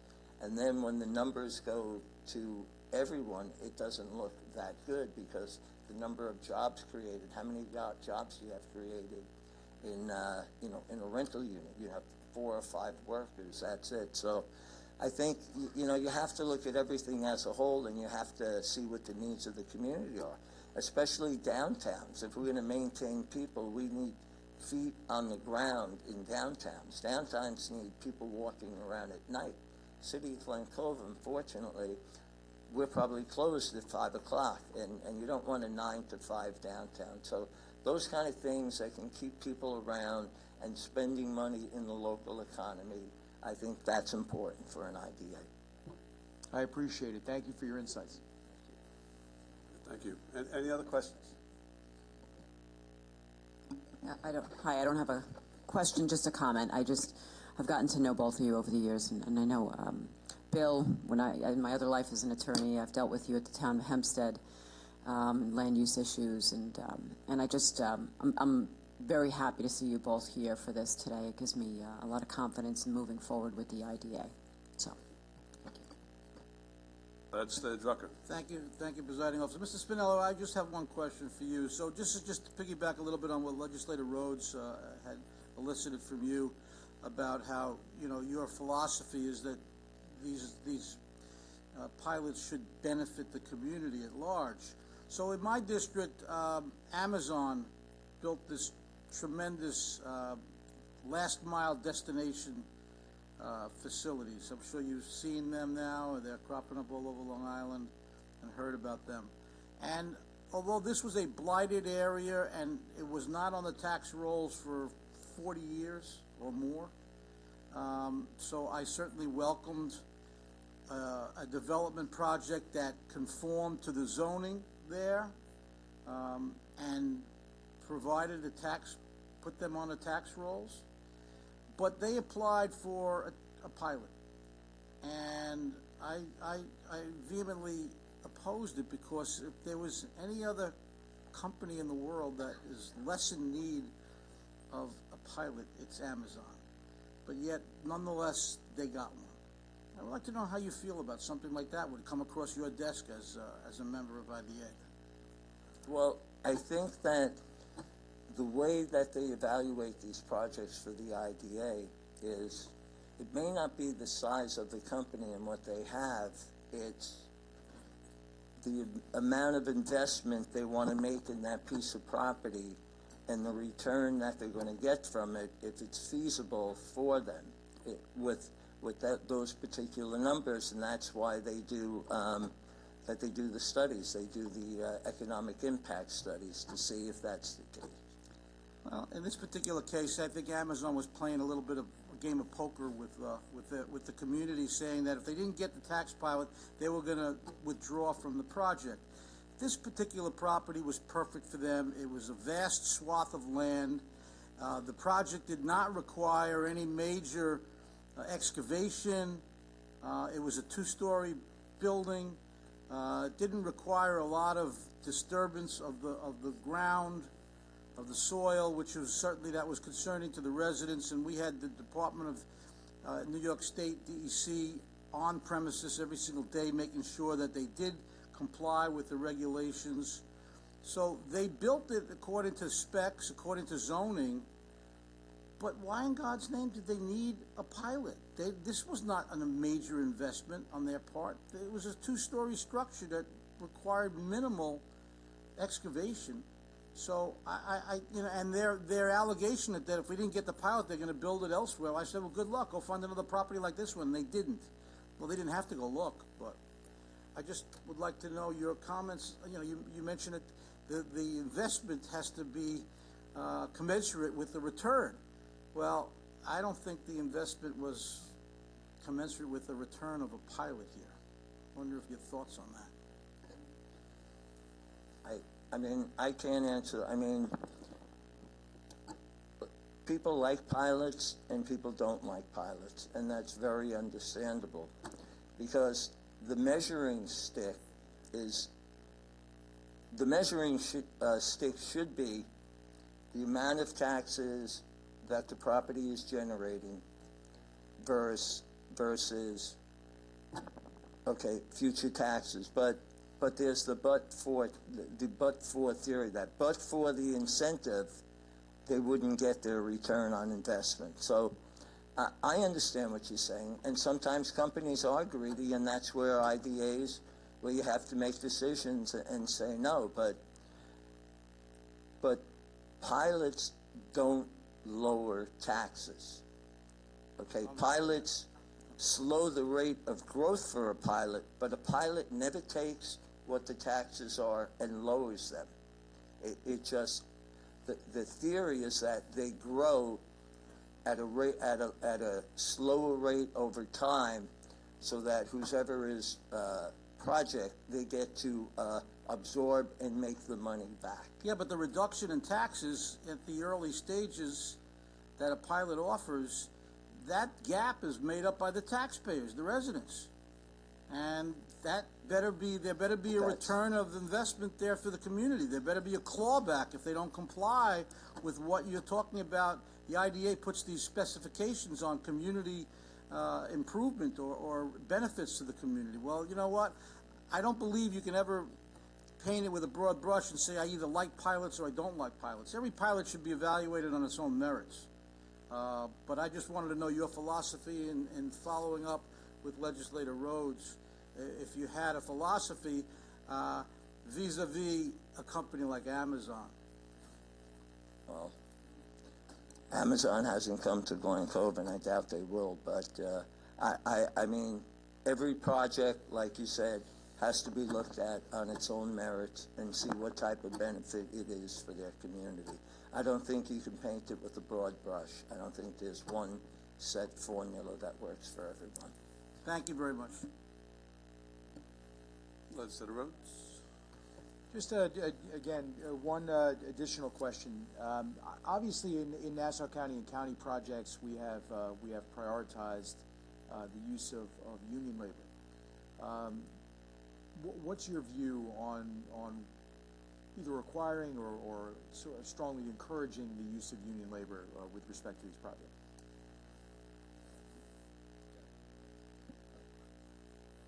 I mean, as far as what we did in the city was the public amenities, which were the city's responsibility, that we bonded for, that was union. That had to be union. When it came to the private piece of it, that became between the union and RXR.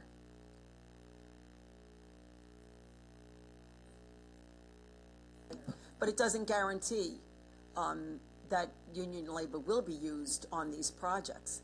And Well, I think I understand what Legislative Rhodes, I didn't mean to take over from you, Steve. No, But I think union labor should be used on things, but in our particular case, there was a whole field, and those are the things that sort of get negotiated. I mean, that could be negotiated in the beginning. We had that as the participation plan. We also had 20% local hiring for the project. So we had things like that that all went into the But mix. when you look at the issue of pilots, and I agree with you, every pilot should be looked at independently and evaluated on its own basis as to what the project is and what the investment is and what it will bring back to the community. But I think that my concern, and it may be shared by some of my fellow members up here, that when you look at pilots, even though you're claiming that it doesn't take away from the taxes, it does stop the growth of taxes on that property because it slows it down. You know, it could be 20 years, 15 years. So when you look at that, that is something, any increases will be borne by the tax-paying base, okay? Because as increases, their increases will stay flat. It can fluctuate even higher, so residents. So I think sometimes when we look at the fact that a developer is going to get a benefit, okay, in the form of a pilot, that we look at perhaps maybe they should advocate toward either a project labor agreement or utilizing union labor, because in almost all the cases, those union members will be local residents. So that investment would be that they will then be hiring and bringing in people who actually live in the community or close to that community, and that they will spend their money within that community. Right. So when you go to non-union without having an apprenticeship program that is required in place, the developers then can bring people from out of state. Yeah. So that's where we lose even more so. So that is, I think, why, and I'm sorry for jumping on your question, but I'll give it back to you, but that is why I say that the IDA has to seriously look at and petition New York State to start changing this and require a certain percentage. If an IDA, if somebody's getting in a pilot payment of a certain percentage of the project, it must be mandated that they either sign a PLA or utilize all union labor, so we can be assured that the local people are working it. And we had an apprentice program also. Right, but it has to be, and should be minority mandatory. business, everything Right, else. Yeah. exactly. Thank you. Well, Legislator Ford, you certainly covered the top. You certainly covered the topic and the rationale for the question, so I appreciate that. Thank you. All right, thank you. Any other questions? All right. Any debate or discussion? Thank you, folks. Thank you, Reggie, Bill. All in favor signify by saying aye. Aye. Those opposed? All right. Passes again by a vote of 12, 11 in the affirmative and 7 negative. All right, those are all the appointments that we have. The next item we have is item 10, Resolution 54, a resolution approving a memorandum of agreement between and stipulation of settlement by and between the county and the Nassau County Sheriff's Corrections Officers Benevolent Association Local 830 of the Civil Service Employees Association, the Detectives Association, Inc., and the Superior Association of the County of Nassau. Motion by Legislator Schaefer, seconded by Legislator Walker. That's before us. Peter. Good afternoon, members of the legislature. My name is Peter B., and I'm a principal in the law firm of B. Reddy, Fishbein, Hatter, and Donovan. With me today is my law partner, Bill DeWitt, and we have previously spoken to several of your committees on this topic, but for the benefit of those of you who may have missed the legislative presentation, we were asked to assist the county in resolving what has been referred to as the longevity dispute, a long-standing dispute between the county and its several unions, 5 of them specifically. By way of background, each of the county's union collective bargaining agreements calls for compensation to be paid in a number of different categories, not just base pay. There is base pay, there are provisions for night shift differential, holiday pay, a variety of different categories. Back in 2011, you'll recall that NYFA imposed a wage freeze, and that freeze covered essentially all categories of pay.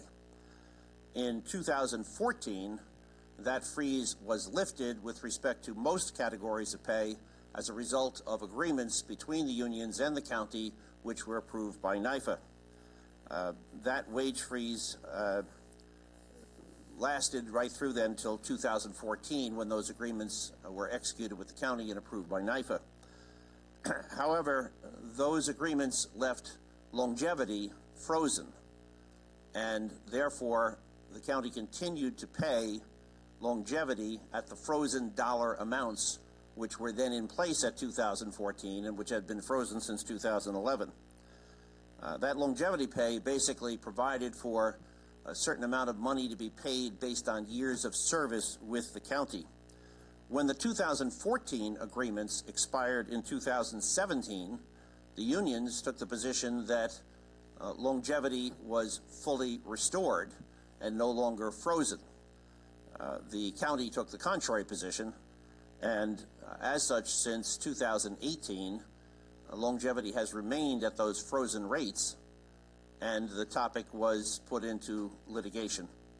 The matter was litigated through the courts, with the ultimate disposition that the courts directed that the resolution be the result of binding arbitration.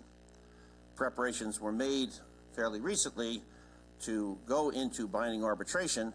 However, prior to the arbitration taking place, the current county executive suggested the possibility that the parties attempt to mediate the dispute, and that was done with the assistance of a retired New York State Supreme Court judge, Justice George Silver. The result of those mediations was that the parties did reach an agreement. The mediation was successful, and the outcome of that mediation is before you today. It provides, in short, that employees will get only 1/2 of the additional monies retroactive to January of 18 that they would have gotten had the unions won the arbitration, and only 72.22% of the frozen longevity formula going forward, starting in January of 22. It further provides for a ceiling or cap of 32 years of service for the accumulation of additional years of service towards longevity pay. While the retroactive portion of the settlement reflected a 50-50 risk assessment of going into arbitration, the going forward portion of the settlement is a prospective structural change, significantly reducing the longevity formula that were in effect previously. If any member of the legislature has any questions, we'd be happy to answer whatever we can. Just want to confirm what you just said, that so the matter's been referred to binding arbitration. Yes, sir. So once it goes to binding arbitration, there's no appeals, there's no court that's going to intervene. Essentially, what the arbitrator rules is going to be what the county will be stuck with. That is essentially correct. And over the years, the county's history of binding arbitration has not been good. Well, there are of course two kinds of arbitration. There is both interest arbitration and grievance arbitration. This was ordered into grievance arbitration.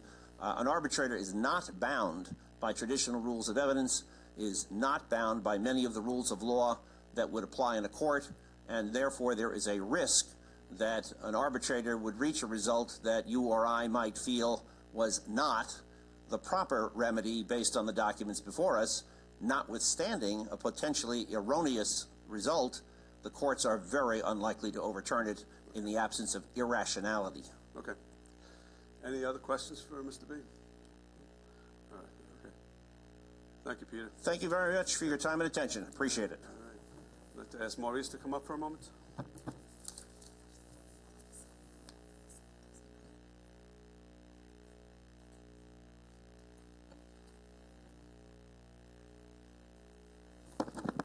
Maurice Chalmers, budget review. Did you take a look at the longevity deal? Yes, we did, and we came up with a number that is pretty close to their number. Our estimation was about 106.7 million versus their number. Okay. Did you also take a look at the possible exposure if this matter is not resolved?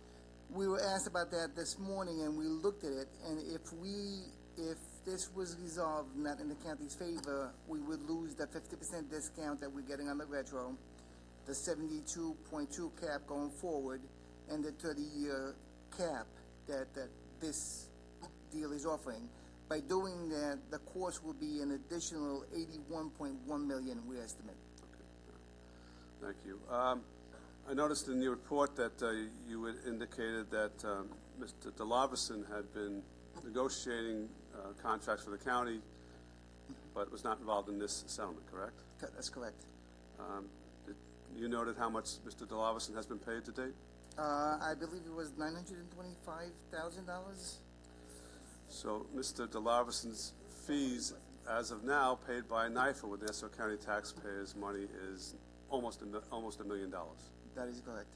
And he's continuing to be paid $25,000 a month. That is correct. So here's, I mean, it's not for you really, but I believe NYFA needs an oversight board. You know, this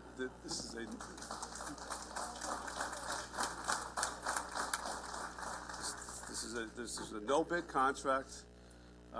They appointed him. There's little oversight, and we're going to be seeking copies of the hours and timesheets that he's put in for almost $1 million. They make almost all their decisions in executive session. They come out, and it's a pro forma vote. There's no public comment. I mean, it's astonishing that a governmental body in the state of New York can get away with this, but they do. All right, I'll get off my soapbox. All right, thank you. Thanks. Any other questions for Mr. Chalmers? Thanks. All right, any other debate or discussion on the longevity payments settlement? If not, all in favor signify by saying aye. Aye. Those opposed, it carries unanimously.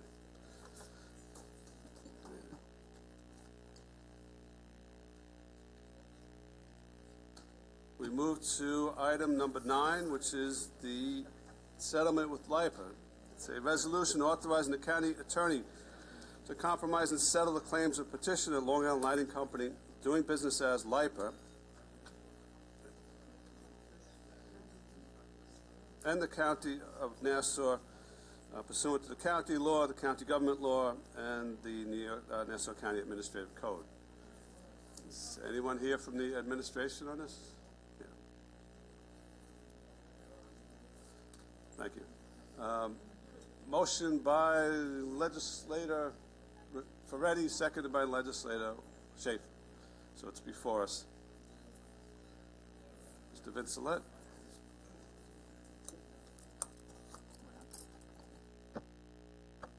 Good afternoon. I'm Dan Vincelette. I'm trial counsel to Nassau County for the Long Island Power Authority tax certiorari proceedings. Previously, we provided a summary to the legislature on April 11th that highlighted the litigation that's before the court and the proposed settlement. To recap, a trial is scheduled before Judge DeStefano in Nassau County Supreme Court on May 30th. Appraisal reports have been filed, exchanged by the experts of the respective parties. Both respective experts have valued the Barrett and Glenwood Landing plants significantly below the indicated market values for the years at issue, which are 2015 through 2019. if this were to proceed to trial, the indicated reductions for the plants are in the range of about 70 to 80% over that course of years. It would be a very, very, very significant refund to the county in hundreds of millions of dollars, $700, $800 million. In addition to the refunds, which would be paid with interest and costs, the tax revenue from those properties would be significantly reduced based upon a reduced assessment found by the court. What is before you is a settlement that has been negotiated that basically sets, well, first and foremost, it waives refunds from the county to Long Island Power Authority and National Grid. It sets a payment plan, a guaranteed payment plan over a course of 6 years that is about 46% of the current tax payments, provides a glide path to the affected school districts, and it also provides for an extension. The power service agreement is supposed to terminate in 2028. If that agreement is extended, then the settlement period would be extended as well. The payments would remain the same even if assets were to be retired or removed. So that is the settlement that is before this legislature. If you wish me to recap further or answer any questions that are before us, I'd be glad to entertain. Just to highlight a couple of points of what you just said. Now, assuming that the exposure includes the 2005, 2006, 2007, 2008 cases, the possible exposure to the county is in a range of $750 million to $800 million? That is correct. Okay, and we have indication from the Office of Budget Review that if it was in that range, the debt service for the county would approximately be $100 million a year. Yes. All right. Now, you indicated the glide path, and that after 5 years, the LIPA will be paying 53.5% of what it is paying now. That is correct. All right. What, in terms of the glide path, the first year, what will, in terms of percentages, what will LIPA be paying? I don't believe. Well, let me see if I have that in percentage. If you have just a approximate number, we can accept that. I have it in millions. I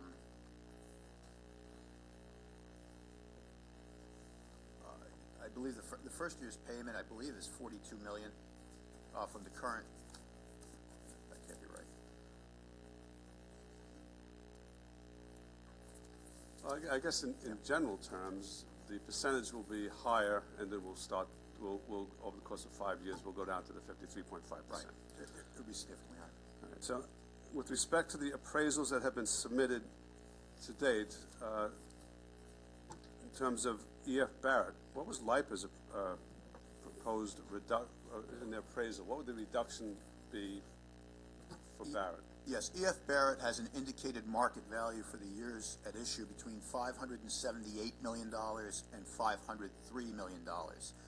LIPA's appraisal report came in 2015 at $371.2 million, and in the last year, 2019, at $27.8 million, which is a significant reduction.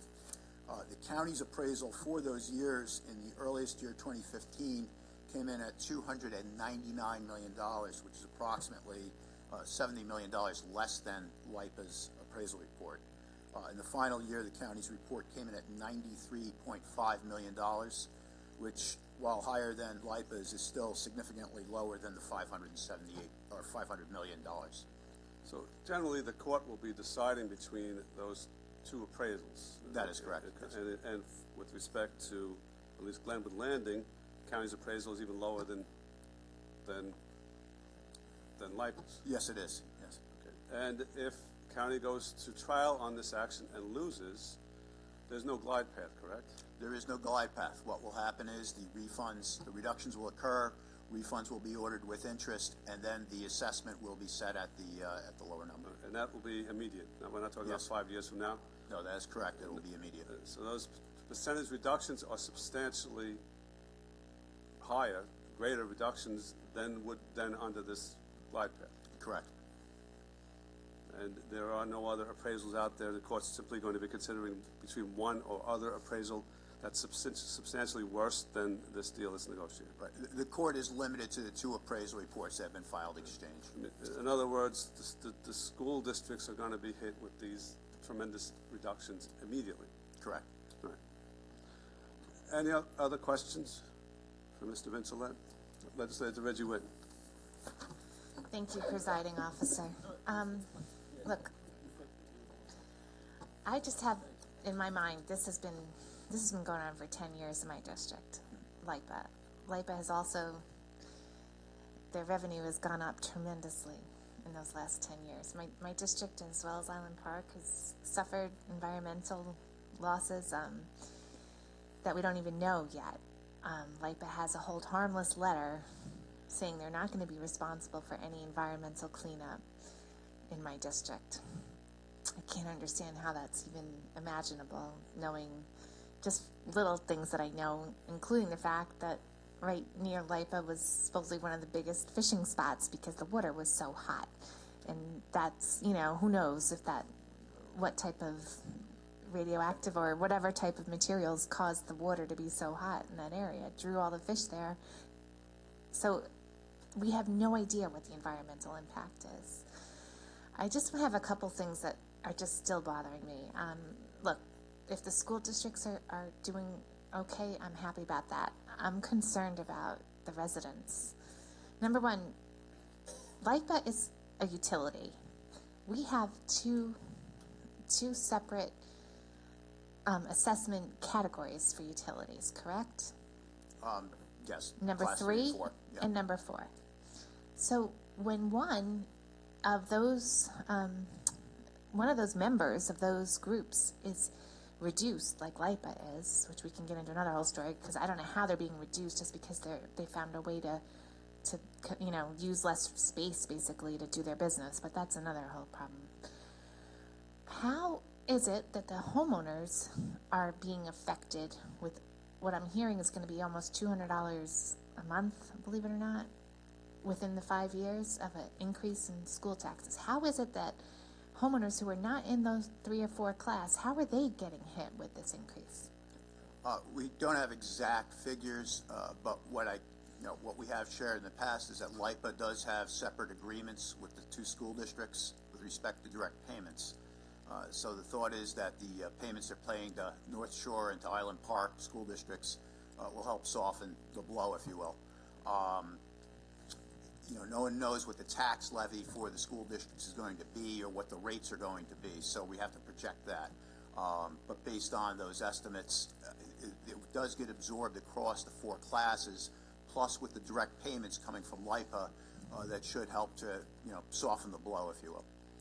Well, I had a problem with that from day one because, Northport got $14 million, I believe, and which is tremendous. I forget, it's gotten to be 4 times what North Shore, and I apologize, I don't know exactly how many more it is for Island Park.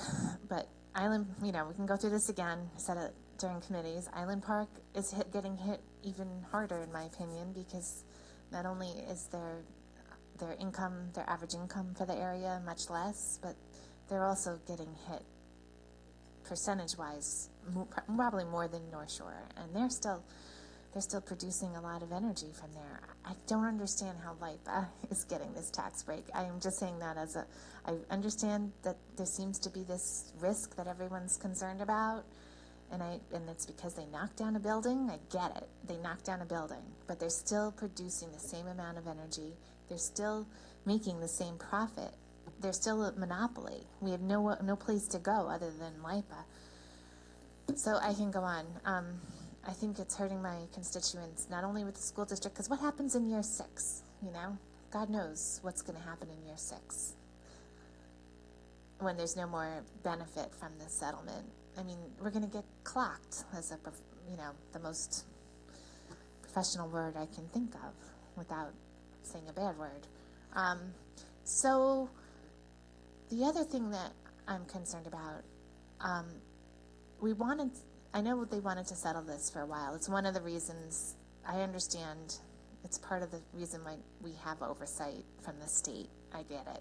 We have to get rid of this burden of this lawsuit. I understand that.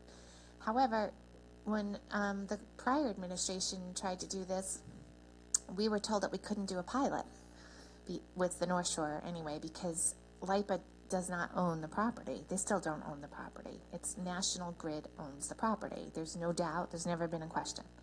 So in the presentation that was provided to us during committees, pilot, I think, was used, I think I counted 8 times. Now, you're changing it to some special usage that we use for sewer tax, saying that that's what we're going to be using now. I want you to explain to me, number one, has it ever been used before? And number two, how is it different from a pilot? A direct assessment, which is being used, has been used for assessment purposes for, say, for zombie houses or properties that are taken off the roll as a direct tax, if you will. It has not been used in the compromise or settlement of tax certiorari proceedings. The way that it is different than a pilot is that in the calculation of the school tax rate and the school aid formula, that value gets counted in the bucket as far as the formula for school aid and for the school taxes. Do you think that this could be challenged in this court of law? Anything can be challenged. I think it might be. Anything can be challenged. And what would be your defense in saying that it's, you know, how did we use this? We how would did say, we put the utility in the same category as a sewage pipe? It's a direct assessment. It's not specific to sewage pipes. And again, this is consistent with the real property tax law and with the Nassau County Administrative Code. That's how it's being compromised. I think it's going to be tough to defend from what I've been told. It's, first of all, even the fact that pilot was used by LIPA so many times. I mean, they think it's a pilot, you know. The legality of just that, in my mind, is a real question, because again, we want to save the county money, but if we're not doing something that will stand up in court, if it's challenged, I don't know how much money we're actually saving the county. So, again, as someone who represents this district, the school district might be okay for a couple of years. They're going to get hit very hard when this is over. It's very temporary Band-Aid, maybe you could say. And I, you know, right now we're saying it's a glide path. It's going to come in pretty hard that 6th year, you know, no matter what you say. I'm hearing $200 a month. That was an estimate actually from, you know, from prior administration, and I believe it. It fits in the, just me looking at it, the calculations. It's LIPA is a utility. I think I understand the risk to the county, but I think a lot of judges would take a look at this and say, hey, you know what? You're still making the same amount of energy. You've maybe found a more effective way to do it, great, but you're still making the same profit, and you still have environmental impacts. I forget the exact percentage that Island Park is still producing, but it's still a tremendous amount. I remember when we looked at a house in Glenwood Landing, before I was married, there was a beautiful house near the water, and I couldn't understand why it didn't sell. It was near a LIPA plant, and in the backyard there was a wire like 10 inches wide buzzing that went right by the house. I mean, our residents have been exposed to all this. They're going to be continuing to be exposed, especially in Island Park.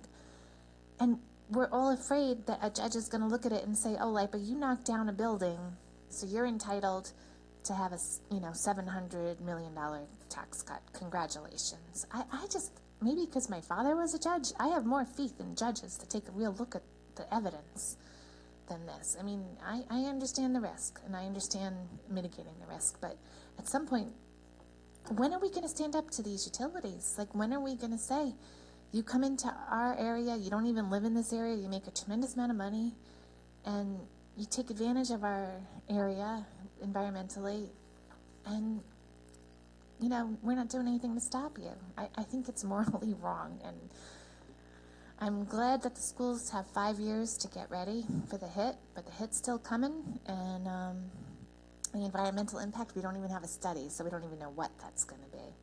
And, you know, great, maybe you get this lawsuit off the books, congratulations, but it's at a big cost, in my opinion.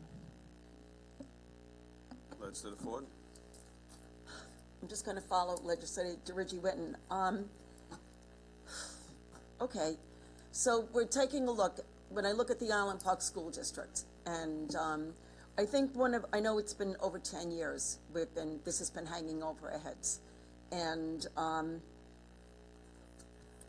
you know, I had a problem in the previous administration, and I just don't understand why we carried this forward, that when they negotiated a settlement with LIPA, when you look at this, that they provided the same percentage reduction to all of the school districts that are involved in this. Despite, you know, you had cited, you know, how these poor school districts, and we're going to try to soften the blow. But I can never understand how you would reduce Island Park to the same level as Glenwood Landing when Island Park still has the Barrett, and the building has not been demolished. Not one piece of equipment has been taken out of it. It isn't, but basically an eyesore within the neighborhood, which the people have to live with, close proximity. There are some very environmental concerns as it draws fresh water to cool, you know, the engines and stuff like that. Why didn't you look at this and say that maybe it would be fairer if we took a look at what, you know, was on the property and what we were looking to achieve to help LIPA with their reduction? You know, why would I had expressed this a while ago about changing this. Why didn't you take a look at this? We tried to negotiate the best deal we could for both properties. The thing with the Glenwood Landing property was that the structure came down, but the roll was frozen at the time, I believe. It came down in 2012 while the assessment roll was frozen. So, you know, we believe that the values that we negotiate at the end were the best that we could do for the two properties. But you said it, there was no building there. There's nothing there. When you look at Glenwood Landing, nothing. When you look at Island Park, there you go. You have this big, and the fact is that it still is generating electricity. It is still a viable power plant that is generating for hundreds of thousands of homes, all right? It will still be used. That location will still be used. It's not going away.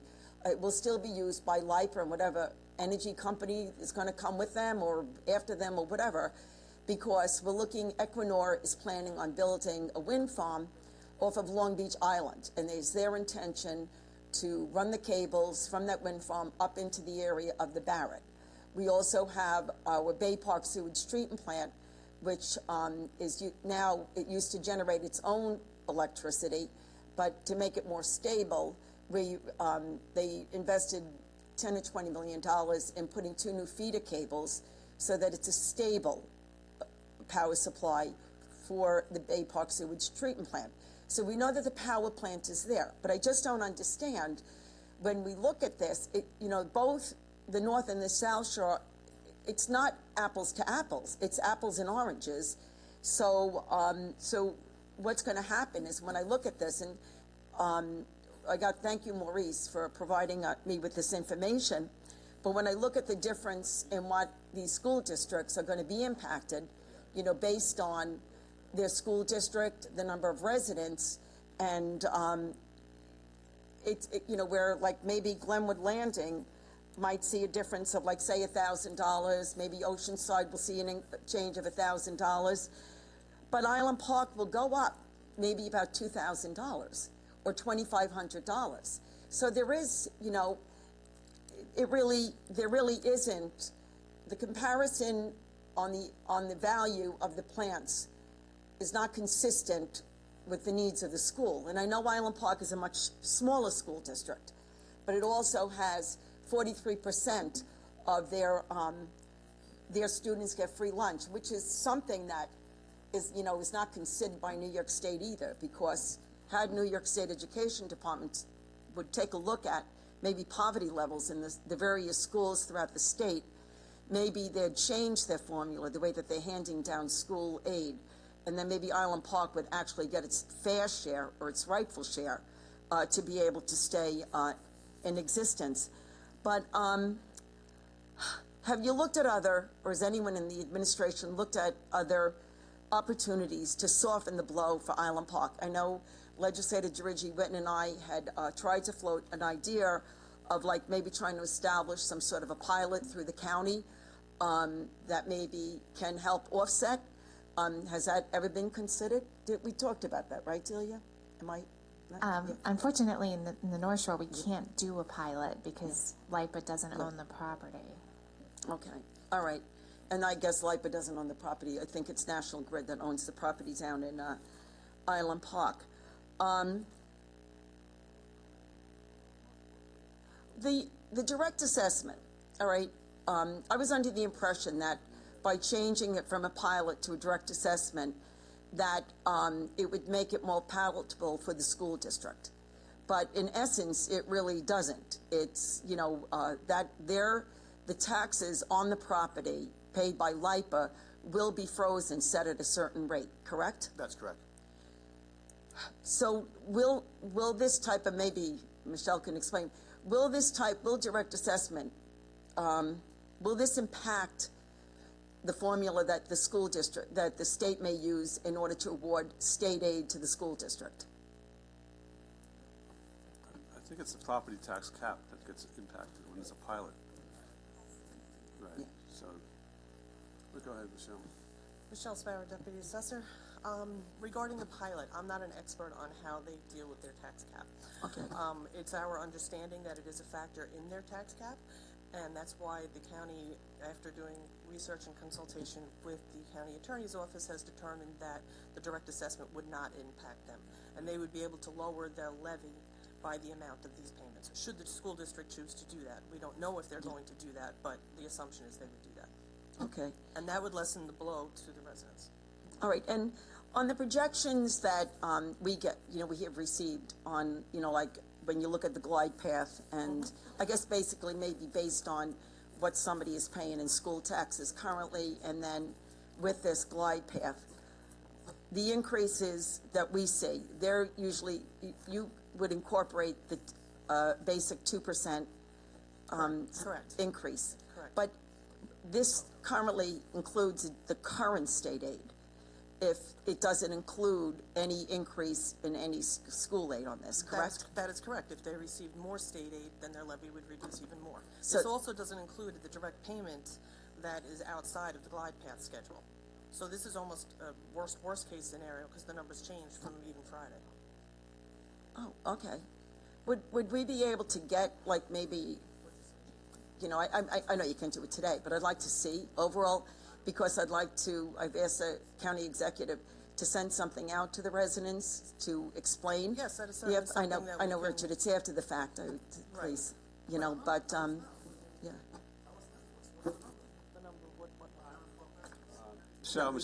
Michelle, over here, thank you.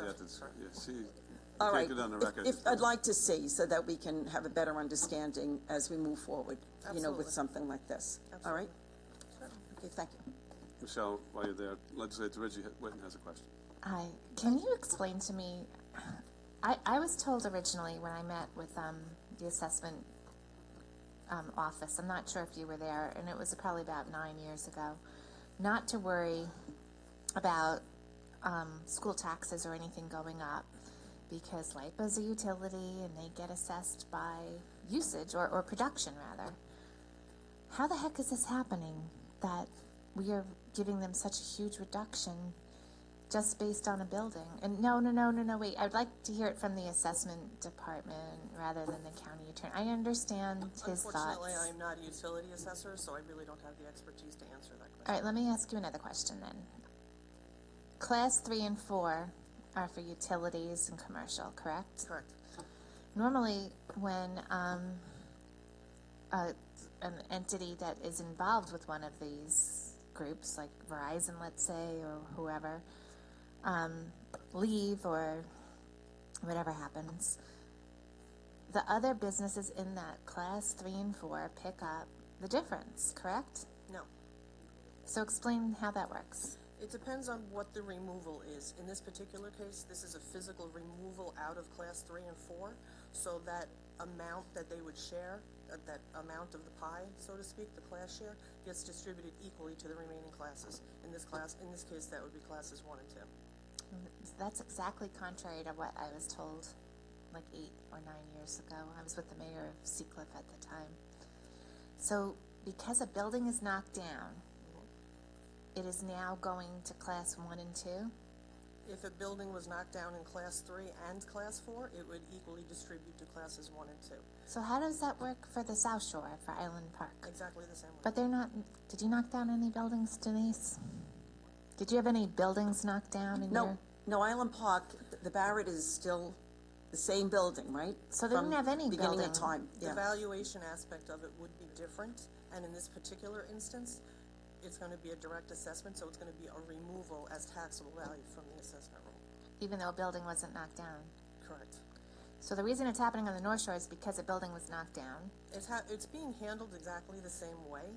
All of these properties are going to be removed from the taxable portion of the roll. That's considered a physical removal, a quantity removal from those classes, and that's why the share will be equally distributed to classes 1 and 2. Yeah, it does sound like a pilot.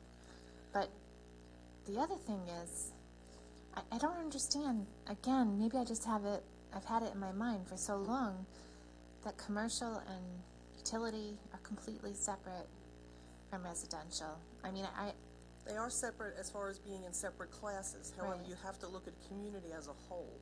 You can't just look at one class by itself. Something that happens in one class will affect the other classes.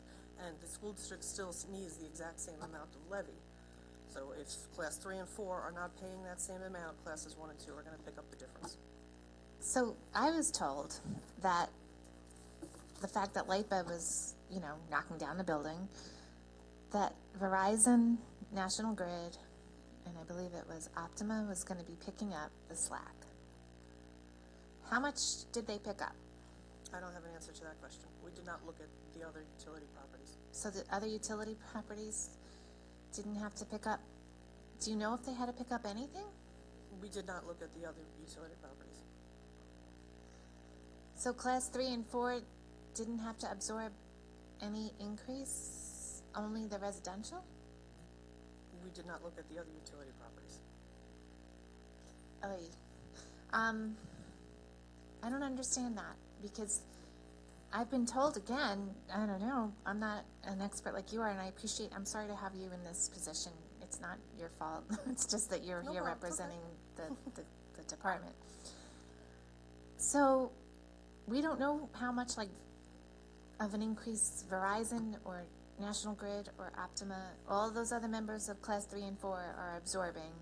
Correct. We did not look at the other utility properties. We looked specifically at these properties that are in question.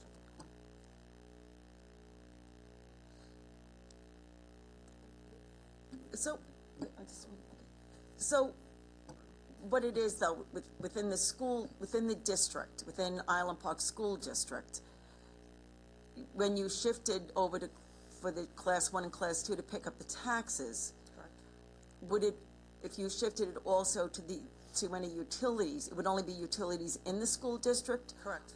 On the school side. On the school talking side. about general taxes. But the county would be shifted, Yes. if you had shifted it to 3 and 4, just the county portion? No, the shift would be the same way. It's just that when you're talking about the county, it's a very large county compared to a school district. But the school portion taxes of the taxes would stay within Yes. the school, regardless if it's a utility, private home, or Correct. business, correct? All right, thank you. Doesn't it happen every year that shifts takes place between Yes. the different classes?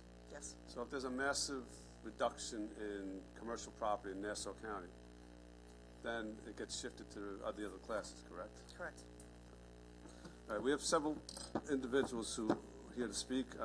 2 slips are in. Again, thank you for your patience in waiting. You've been here since we started the meeting. Richard Shuren.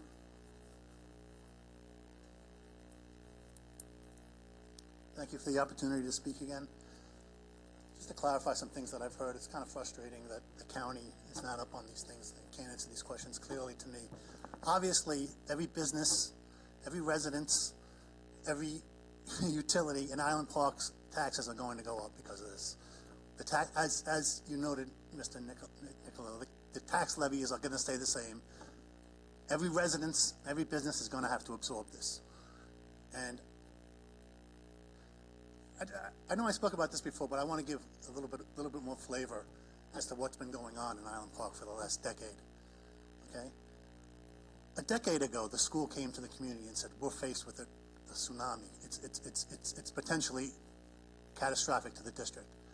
So many people, community-minded people like myself and the Civic Association, and Denise was involved, we did what we could. We protested.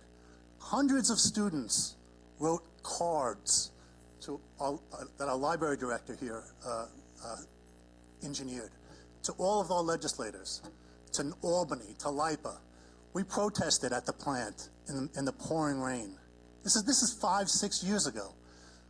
We went to LIPA board meetings. The Chamber of Commerce president, myself, the library president, other people, we waited hours to speak directly to Mr. Falcone and others, to tell them what the impact that their action was having on us. Okay? And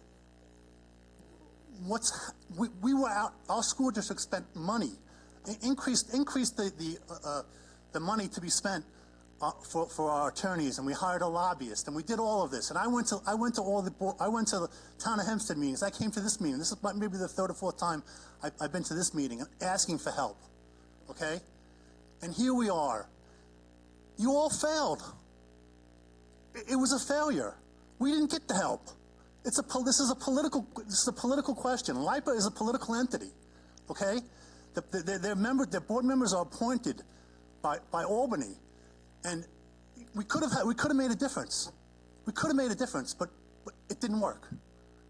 It's a failure.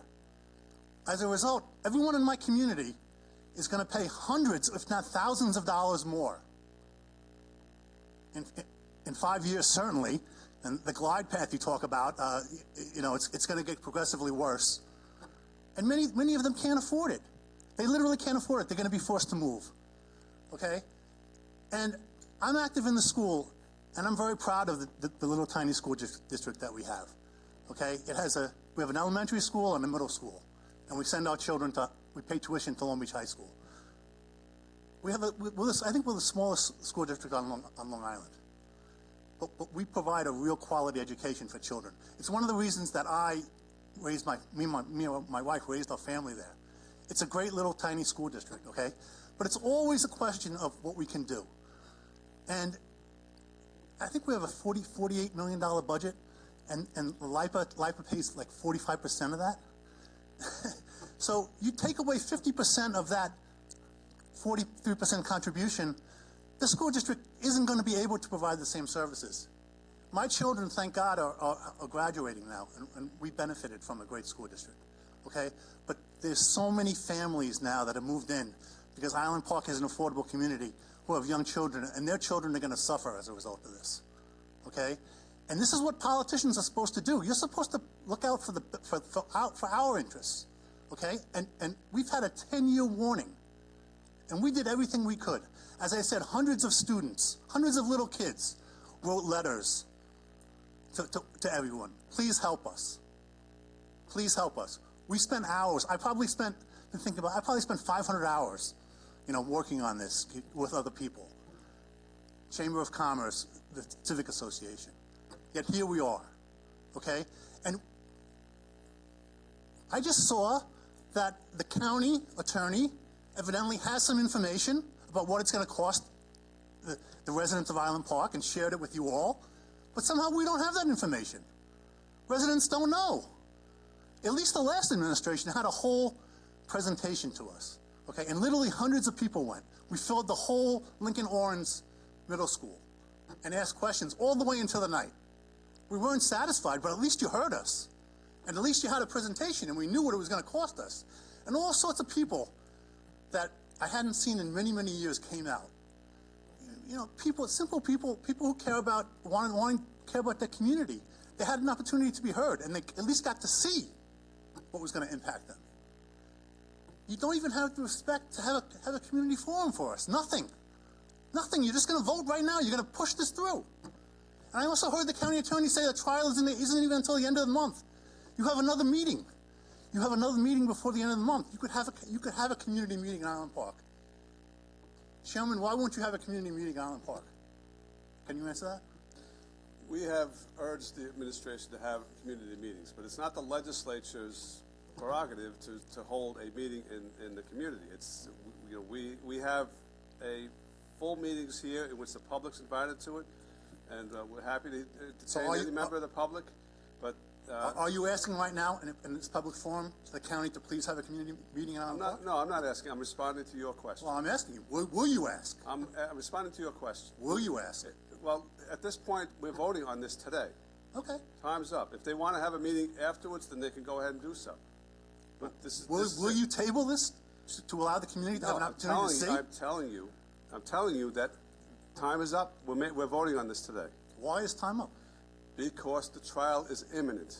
Well, you have another meeting, legislative meeting scheduled before the trial. So what's going to change in a month?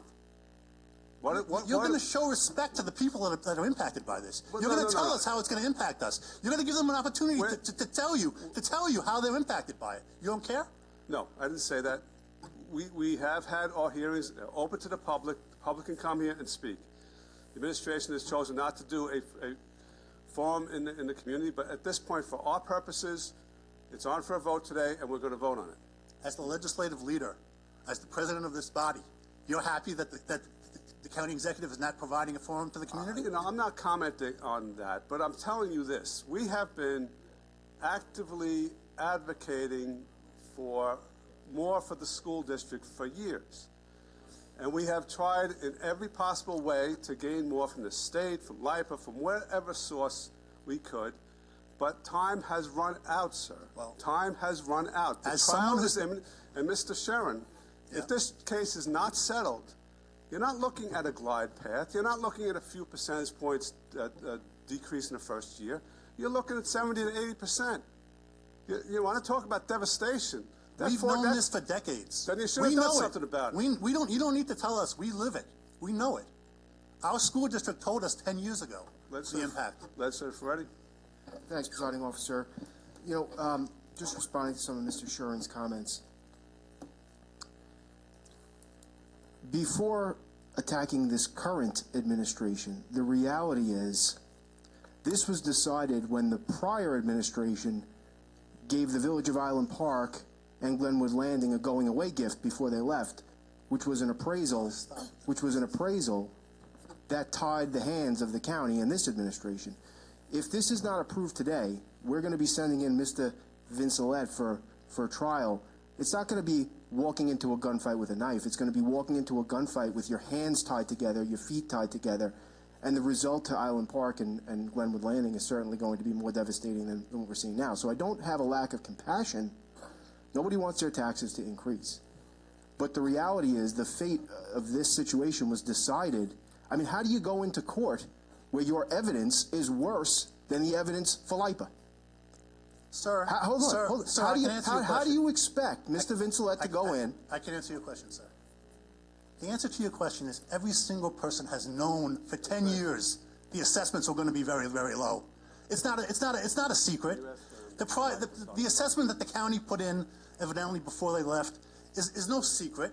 Everyone knew. Every smart person, our county attorney knew that we were under the gun and that the assessments were going to come in very low. Nothing new happened, okay? Nothing new happened. You could try to push the blame. I understand it's your political strategy to do that.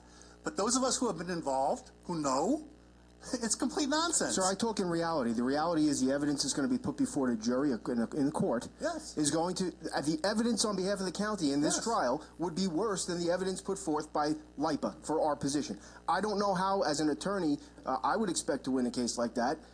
You're an attorney as well, would you? No one expects to win the case, sir. Okay, well then I think it's a political question. It's a political question. Look, it's you want to talk about political? body. Hold on a second. Yeah. You came in here and talked about this administration and their lack of having a meeting, and you praised the prior administration for having a meeting. I didn't praise them. No, I you did actually. Meeting. You if said you were at there, least you the would have prior. known. No, you did. Okay, the prior administration is who's tied our hands and has put us in this position today. Sir, so if you bothered to go to the meeting that I was at, you would know I attacked that administration just as much, if not more, than I attacked this administration. On the same way.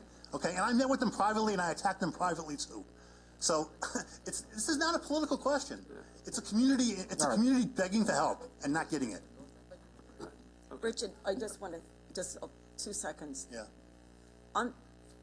While I understand why they are looking to settle this because of the county guarantee, we understand that. But yes, the school district, Island Park, is going to suffer more than the other school districts and more than any other community. We know that.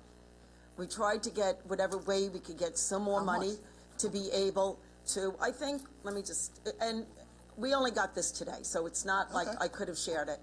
But I don't blame if you. need be, if I have to send something out myself, but like based on, and I'm just going by whatever the number is, like say currently if somebody's paying 40 in 21-22, if their taxes were 48-27, at the end of this by 26-27, based on a Why is my time running? but it would be like, say that it would end up, based on these calculations, with a 2% increase every year in school taxes. Okay, they built this in to show more realistically. It would be, somebody would then be paying $75.49. But that's without almost double. Yeah, and that's without, but that is with, but if they didn't remove it, but they were saying if they showed that with the increases and everything with the pilot, I guess, the same amount in 26-27 would be 5602. So it would, so it would be like $775 more. In this one, it would be $2,700 more a year that somebody would be paying in school taxes. This number does not, and we'll try to get better numbers for you, but this number does not include state aid. Okay? So it goes from 4 to 7, is that what you said? With the settlement? Yeah, it would go, I'm sorry. I don't have my other glasses on, I apologize. So it would be like, say, this is just an example. Right. 48.27, it would go up to 75.49. Okay? With the settlement, right? With the settlement. Okay. But, Thank you. But that being said, we have to, we fought, Richard, we were in every kind of weather, we fought. We fought to get the Barrett repowered. When they were looking about repowering, that would have been something that would have saved the community. It wasn't done. That was changed. Now we have to look to see what else can we bring, and we will advocate to bring whatever we can to that Barrett, because that plant isn't going anywhere. I want it to be cleaned up, and I want it to bring in so that the assessment will go up, and Island Park will see a reduction in their property taxes that they have to pay because of an increase. We also have to look at commercial development. But that being said, you have to realize Mr. Randazzo and Dr. Vivino, both of them said that Island Park School District has always been shortchanged on state aid. Always. No. It's such a small percentage of our tax base. Even if you quadrupled it, it wouldn't make a difference. No, state aid offsets property taxes. But I'll let you know. But we'll be in touch with this. We have other speakers. Thank you. Ms. Koenig, Jessica Koenig from the Island Park Public Library.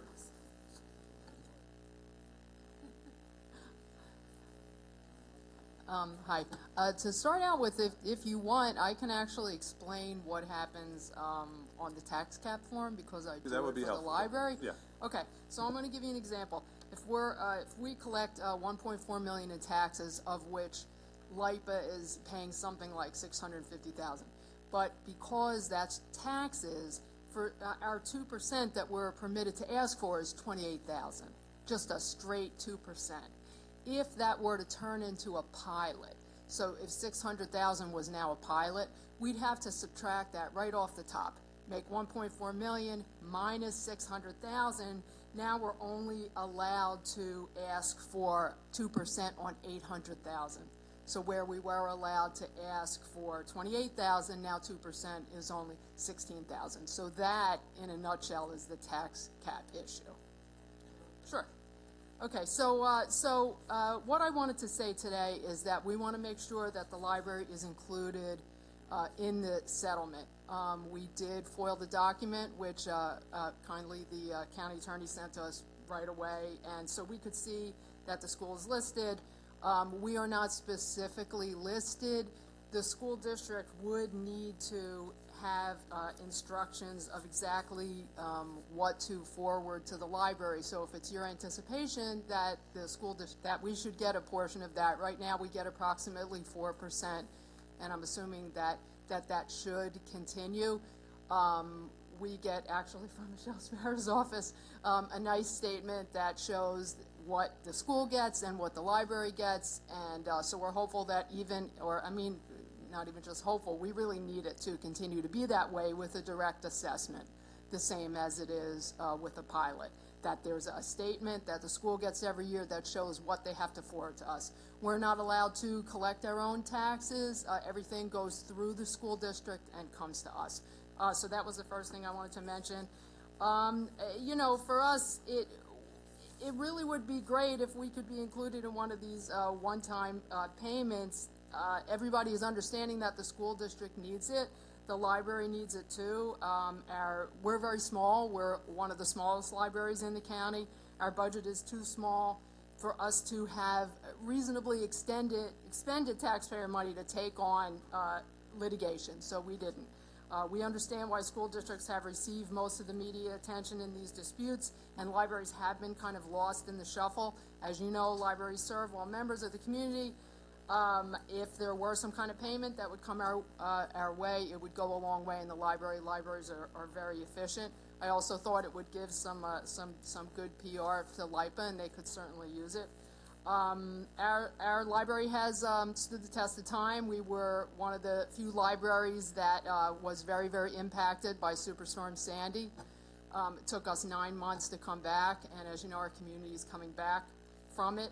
I think the other thing that was mentioned on April 11th is that it would be that some monetary relief should come to all of us from the state. And we are interested in that too, and we may be coming to you again for some support in that kind of endeavor going forward. We do feel a bit in the library like we're collateral damage, that we're a small entity among much larger entities with larger concerns. We, of course, understand why the settlement is happening, but we're just asking for your help. Thank you. I have one quick question for you. Any discussions between the library, this is me, any discussions between the library and the school district about sharing any of the payment that LIPA is going to be making to the school district? There hasn't been discussion about that. I'm sure we could try, but okay. They're a much larger entity. I got you. Thanks. Michelle.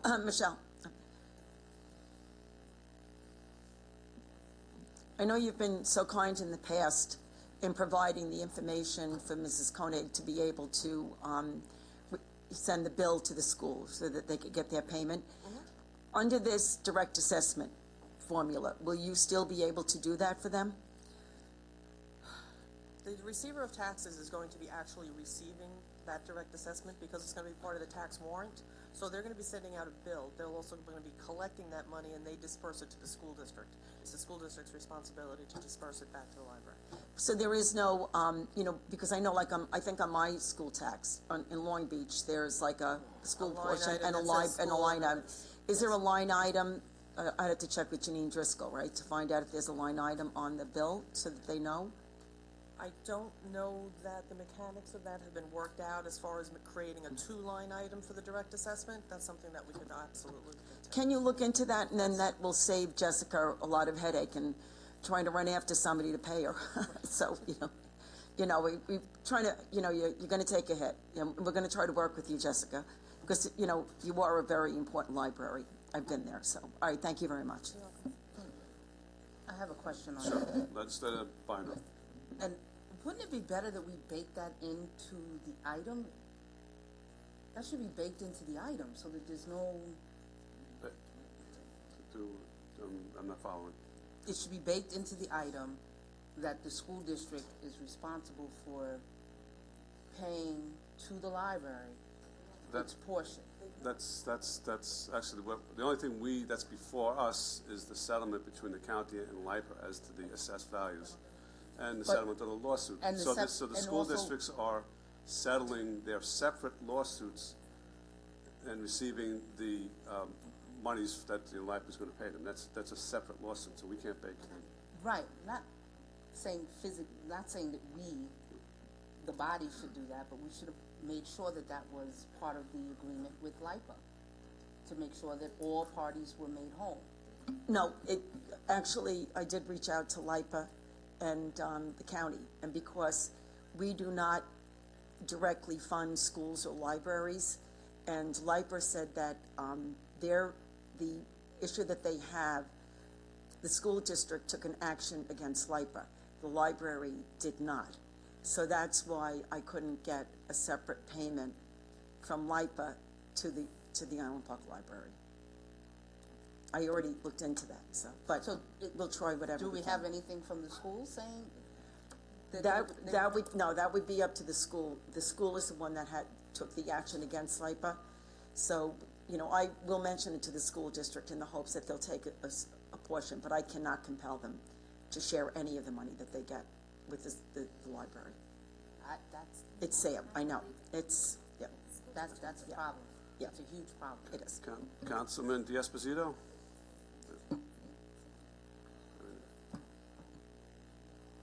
Well, thank you very much, and good afternoon, everyone. Thank you for having me.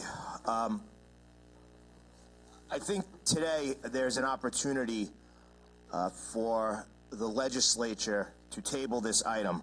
It seems that there's been questions coming from the dais that are not being answered. There's no specific numbers. There seems to be a lot of answers saying we'll look into that and we'll get you, the legislature, the information when we can. Today is the vote. And today's vote, I understand, comes as you need to make sure that you look out for the county and you have a fiduciary responsibility to do that. But I think there's also an opportunity to hold off a little bit. And I'm not saying months, I'm not saying years. But if we go back, or the county goes back into the courtroom when this trial is planned and asks for an adjournment, I really do not see a judge saying no. There's been more action in this case over the last month and a half than we've probably seen in the last decade. We should ask for an adjournment until our argument, the argument of the town of Hempstead, the argument of the village of Island Park, as to whether LIPA had the authority to bring such a lawsuit absent permission from the PAC-B board. We've mentioned the glide path a few times. This is not a glide path. It's literally driving a Jeep off of a cliff. We also need more time. And again, I'm not asking for months and I'm not asking for years, because I understand that each one of you have a responsibility to all 1.4 million residents of this county. And it's not all about Island Park and it's not all about Glenwood Landing. But we need some time and we need help. We need help from everyone on this dais, whether you're a Republican or a Democrat, to put pressure on the state of New York so that they can find funding to fill in the gaps that are going to crush our school district. When you're all voting today, I'm asking you to do one thing. When you're voting, vote as if this was the community that you grew up in. Vote as if this was the community that you raised your children in. That this is the place where they play Little League or soccer or lacrosse.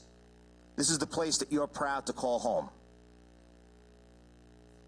And think about tabling the item until we can have a conversation with the judge in the case and ask for an adjournment. There is more to be done. We've moved the needle over the last month and a half, going from a $3.5 million one-time payment to magically appearing $9 million from LIPA to the school district. $9 million to a school district that's going to be devastated, but have made the front page of Newsday twice in the last 7 days for paying executives far over $1 million who don't even live on Long Island. Yes, $9 million is a lot of money to all of us, but to LIPA, it's not. And Mr. Presiding Officer, your comments in the beginning of session talking about NIFA, sounds eerily similar to LIPA. As a matter of fact, I don't think anybody from LIPA is even here today, which speaks volumes. It speaks the same volumes that when we did have the community meeting just before COVID, they literally sat on stage with no emotion as resident after resident asked how they would keep their local business open, how they would continue to live in the home that they bought from their parents, who bought from their grandparents, so they can continue to raise their kids in the village or the community of Island Park. So, ladies and gentlemen, I'm simply asking today to hold off. We have more to be done, and we've made significant movement over the last month and a half. Give us the time to make the difference, and that's all I could ask. Thank you very much for the time. Thank you, Councilman. Senator Aldamato.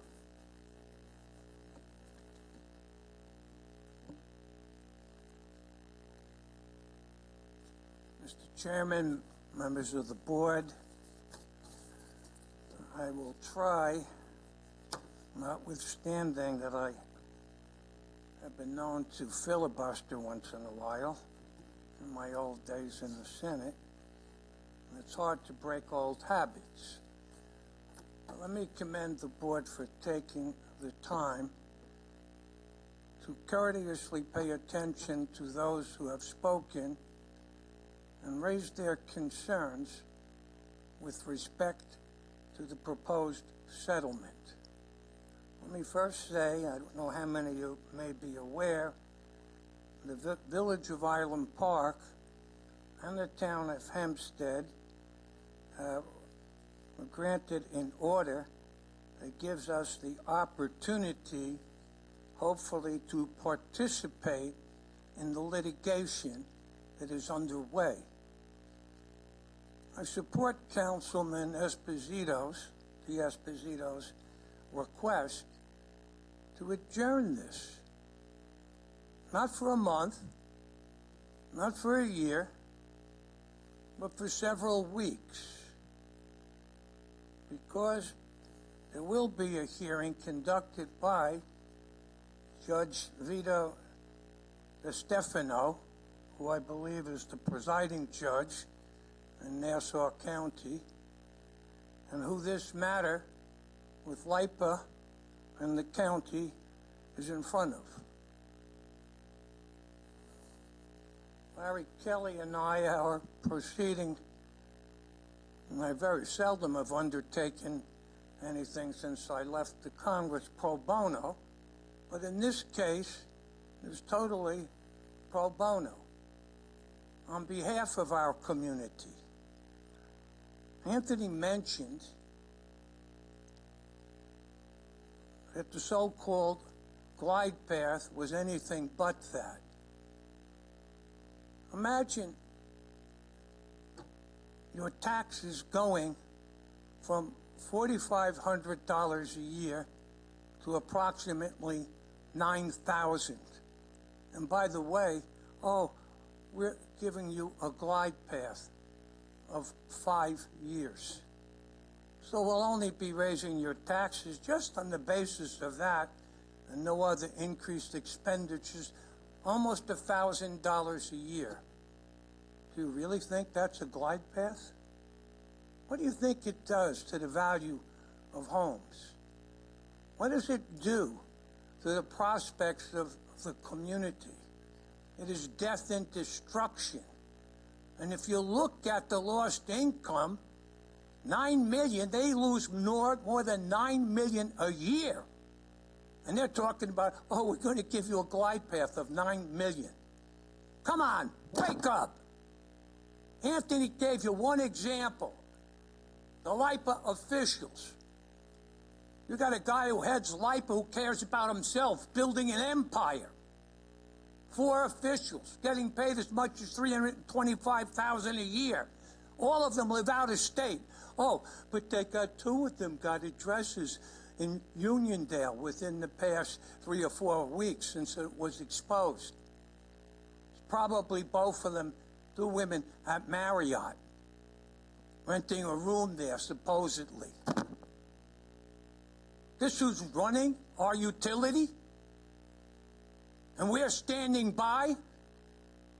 I've spoken to the governor about this incredible, ridiculous board, and there's LIPA wanting to grab everything. And by the way, our lawsuit is not predicated on something that's rather important. I don't want to bring it to you. There never would have been a LIPA. We never would have had this situation had there not been a promise made by the former governor, George Pataki, and made by the once head of LIPA at the time, Richard Kessel. And both of them promised at various organizational meetings that they would never permit the reduction of the tax payments from the generating facilities. They would not have any certiorari's unless the local communities did something that would occasion them to do that. For example, try to curtail their activities, etc. And none of the communities did that. And let's talk about the LIPA power plant in Island Park, Barrett. It operates at 39% capacity. It serves over 300,000 homes. It has been a polluter since I was a kid and moved there quite a few years ago. And by the way, the coverage that Newsday gives is not always very accurate. I'm not 88. I'm not 86. I'm 84. And I feel good. And I'm happy to be in front of you. But I'm not happy with these circumstances. And let me say this to you. I understand the counties wanting to get rid of this potential calamity. I do. But my God, let's let the judge hear our motions in person. And we're talking about May 13th, when the answers have to be in. And we're talking, I believe, the 25th, when the case begins. And I want to tell you something. We have a good case. Because LIPA has started to deceive the people, not just when Falcone got there, but his predecessors blazed a path of corruption, of lying, of thumbing their nose at the courts.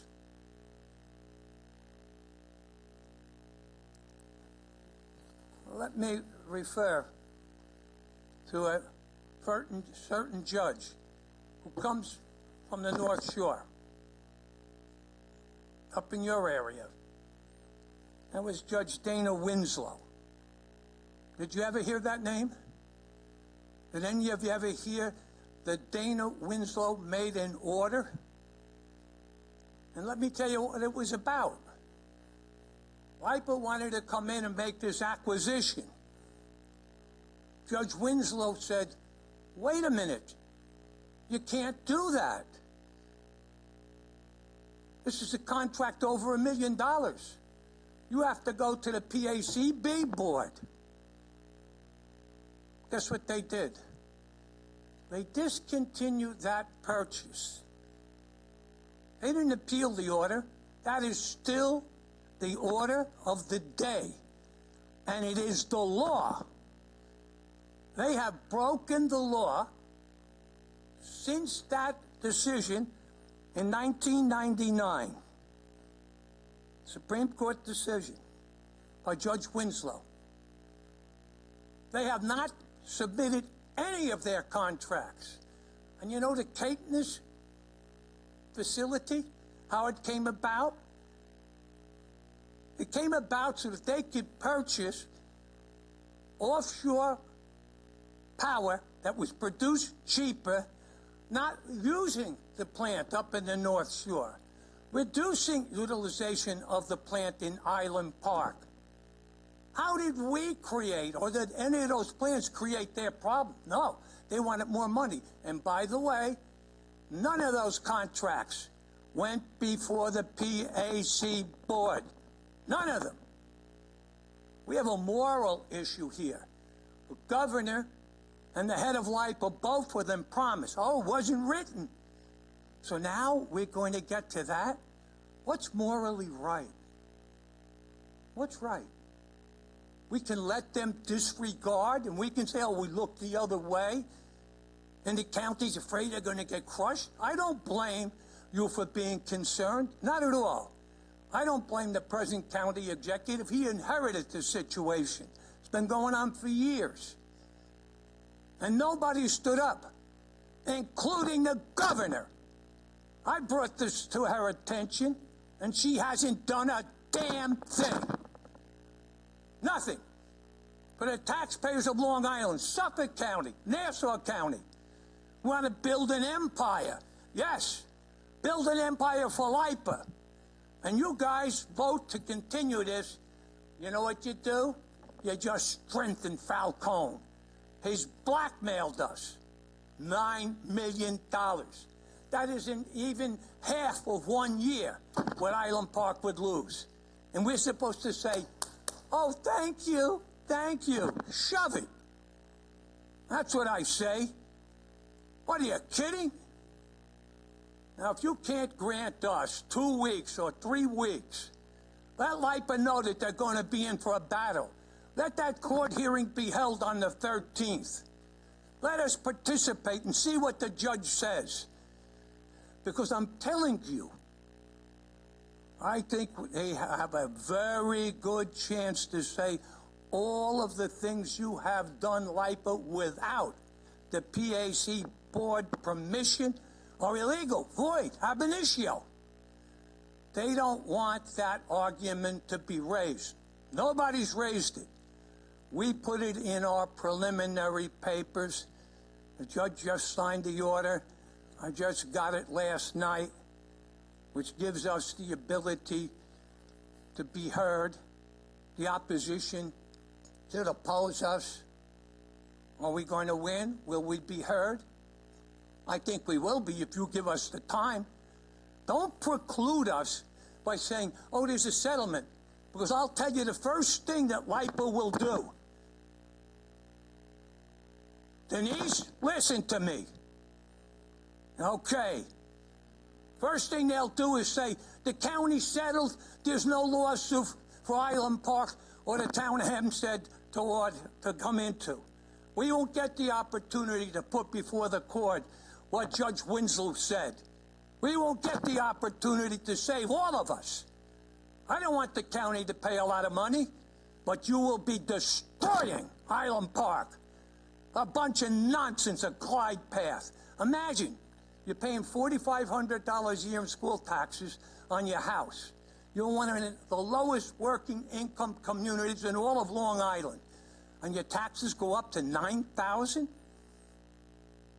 You think that's a glide path? I ask each and every one of you. I'm not telling you to derail the settlement. I'm telling you to give us an opportunity to be heard. Put that pressure on LIPA, on that piece of crap who goes and hires $1 million worth of people, and they're going to tell us what to do. And not one of them lived in Long Island. He's an arrogant SOB. Arrogant. And he's a liar, a stranger to the truth. 2 years ago, he promised me, we're going to build a gas facility in Island Park. It will reduce because it will increase your assessed valuation. Put it off, he said, for 3 months. Comes in again with his assistant. Oh, well, we'll put it in the beginning. Nothing. And now, he's got nerve. You know what he's done? He sent word to the, what is that board that that reduces when you build something? Your IDA? He wanted the town IDA to know if they could apply to the town IDA. He tried to get some changes in their administrative code. about 4 months ago. And I found out. This is a conniver. He doesn't work for the benefit of the people. He is hurting the taxpayers of Long Island. He runs an empire that he wants bigger, and he wants to run all of the electricity here. Him. Number one, LIPA. Take it away from the private sector. We'll do better.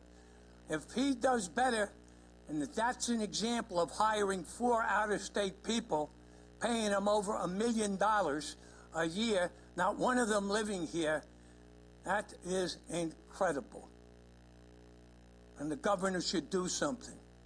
Wake up, Hochul, but more importantly, here at home, I'm asking you to do the right thing. Put this over for 3 weeks.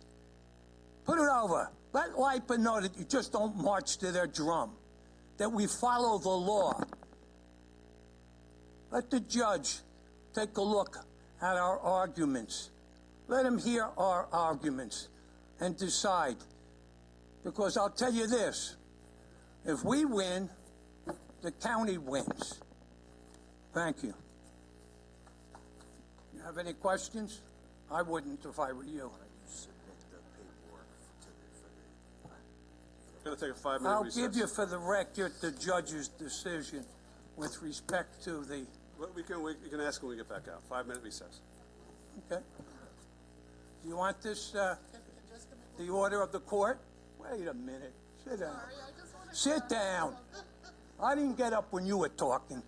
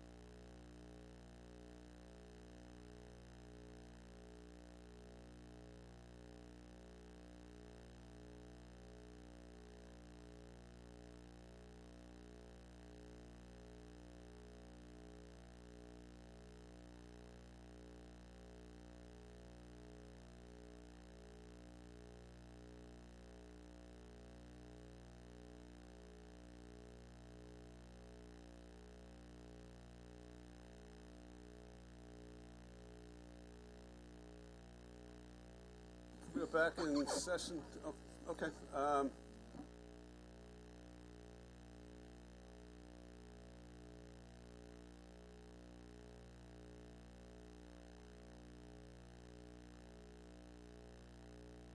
Okay. Oh,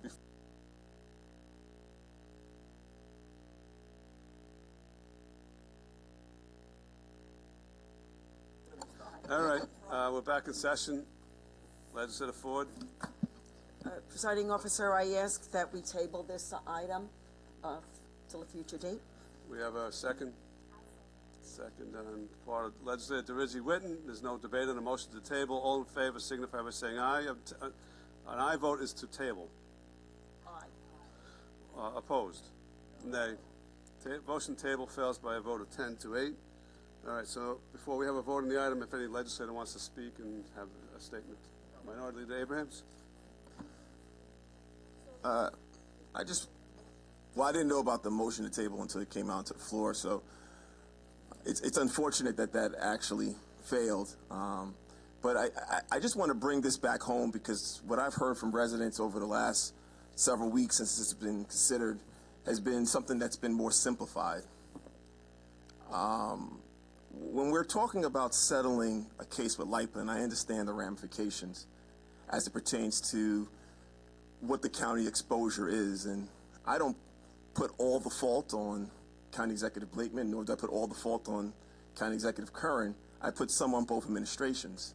That being said, let's just simplify this in terms of who we're talking about.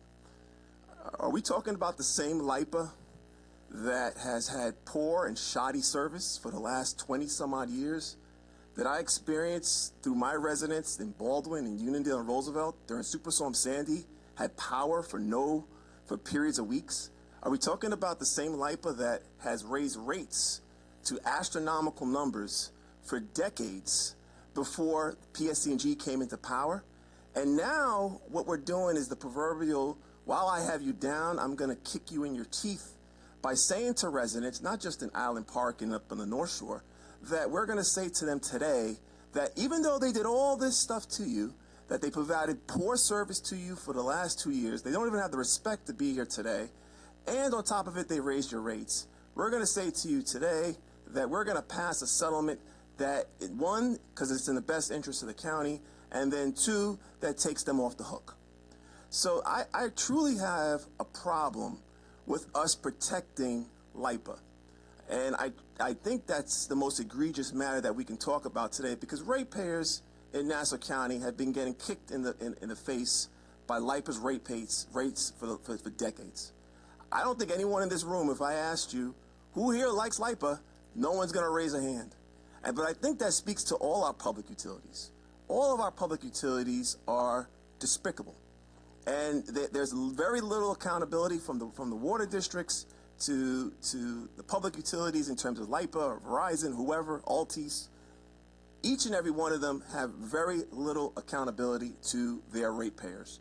And we've all seen our rates go up and up and up. I remember during Superstorm Sandy, I had residents that were without power for 2 or 3 weeks. Some of them lost income because of that. Where does that settlement help them on this? They're getting off the hook. This settlement is a sweetheart deal for them. And I'm not casting aspersions on County Executive Blakeman, and I'm not casting aspersions on County Executive Kirkland. I said it's a shared responsibility on why we're here today. But ultimately, that guy that lost his power for several weeks, who helped him pay for his mortgage when his power was out? And he probably had to lose his job because he had to watch his kids. Or who helped that business owner in Uniondale or Roosevelt when they couldn't operate their business and they lost revenue for that period of time? I bring that up because we're talking about the same entity today. It's not some other phantom entity we're talking about. We're talking about the same guys that have hurt our residents for decades.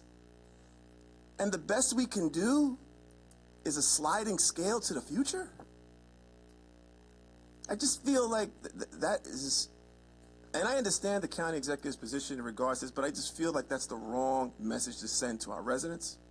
Residents that have paid and endured high rates from this public utility for decades.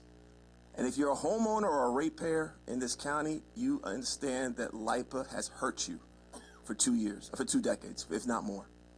And the bottom line is we should be doing more as the governing watchdogs for not just the county. We want to make sure the county's whole, of course, but for the people that put us here. Ratepayers, homeowners, they deserve better. And this settlement does not do that for them. So we are going to vote no today, mainly for the reasons that I indicated before, but also because it does not do enough. We are not doing enough in this settlement. And if we need to sit back and get more time, I heard from Senator D'Amato regarding this matter, I'd rather go the full length to the 11th hour before I give this utility, which has been shameful in its actions, have raised rates, shoddy service, some type of deal that they think is fair. If anything, they should be paying our ratepayers back something. Who's thinking about them today? Who's thinking about our homeowners today? Thank you.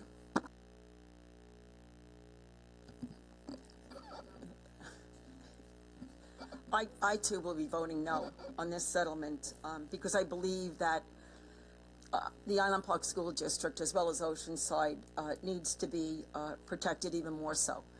You know, the way that it was a blanket reduction in assessment, regardless of the school district, if they had a power plant and not a power plant, I think has proven to be unfair to Island Park, because I think that maybe if Glenwood Landing went lower, we could have kept a higher assessment for the Island Park School District. I understand why the county's doing this, you know, and I think that I may not agree with it, but I do understand why they're doing this. When you look at an $800 million liability, and according to our Office of Independent Budget Review, the exposure for all of the residents in Nassau County could be about $90 million a year. So everybody else and the other people in the rest of my district would have to absorb that cost.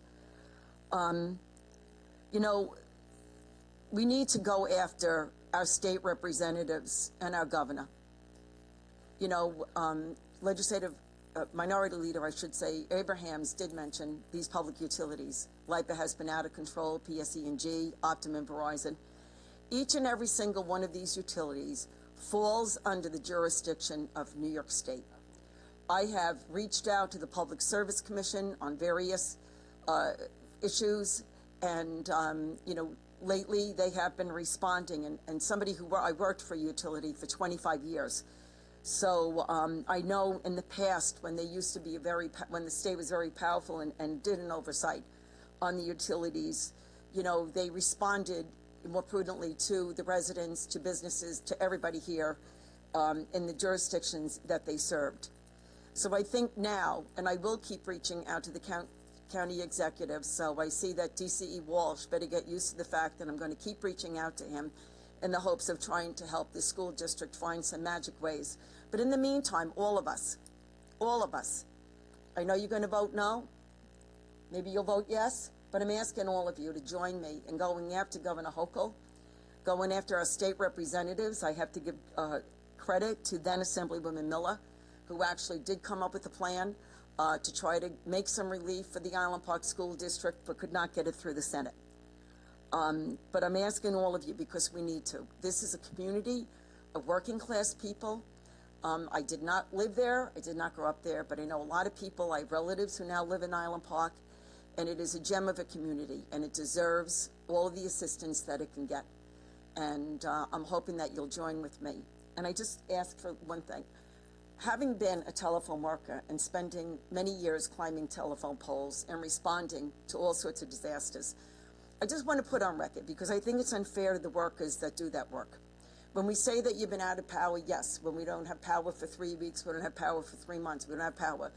You know, unless you do that work and you know the constraints and you know that the safety considerations that have to be made by people who do work out in the field, then you'll understand sometimes why it does take a long time for your power to be restored. It's not just a matter of flicking on a switch. A lot of times it's a matter of clearing debris, clearing trees, trying to get access to rear poles, highway poles, poles that are down.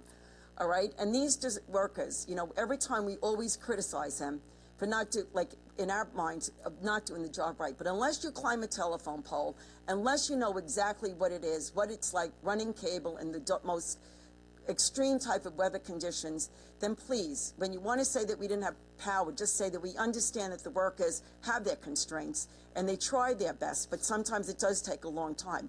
Don't lump them in with the LIPA executives because they're a completely different jurisdiction, okay?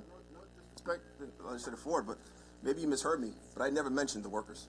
But no, when you said it takes 3 to 4 weeks, Yeah, it's because... I was talking about the LIPA administration. But I just wanted to point out that it's different because the workers are also the ones that are restoring the power. I have nothing but respect for the workers. I just wanted to be clear, well, okay? It's already clear coming from my mouth. I never mentioned the workers. But that being said, the administration did LIPA administration, let me make sure I'm clear, not the workers, but they did a very poor job, not just with Superstorm Sandy, but Isaias. There's multiple storms that they were unprepared. What I'm saying is... I'm not defending LIPA. Okay, but it sounds like you just were, to some degree. But what I'm saying is the fact is that people went without power for weeks. But it sounds like we're talking about a different LIPA. And I'm glad to see that you're going to vote no. I wish there was somebody else on your side that was going to vote no. But that being said, people went without power for weeks. And here we are considering LIPA, of all the public utilities, probably the worst one. Here we are considering LIPA for a settlement today, which they consider to be fair, which I can't believe that we would do anything that LIPA would consider to be fair, because that means they think it's to their benefit. I mean, think about what the residents have went through that went without power. The workers, this has nothing to do with the workers. It has everything to do with the LIPA administration handling and poorly executing a plan for Superstorm Sandy. Everyone, the reason why we have PSEG today, folks, is because they did such a shoddy job on Superstorm Sandy. So it's not just me that's saying that. There's no one criticizing the workers. The fact remains, we're still going to vote for a settlement that gives shoddy work, as well as an entity that raised rates for decades. I just don't see the logic in that. And look, I understand the right of counties in the position they are in today. But that being said, from our standpoint, I cast blame on both sides, nor do I cast any blame totally on one entity in terms of the administrations. But I think we can do better.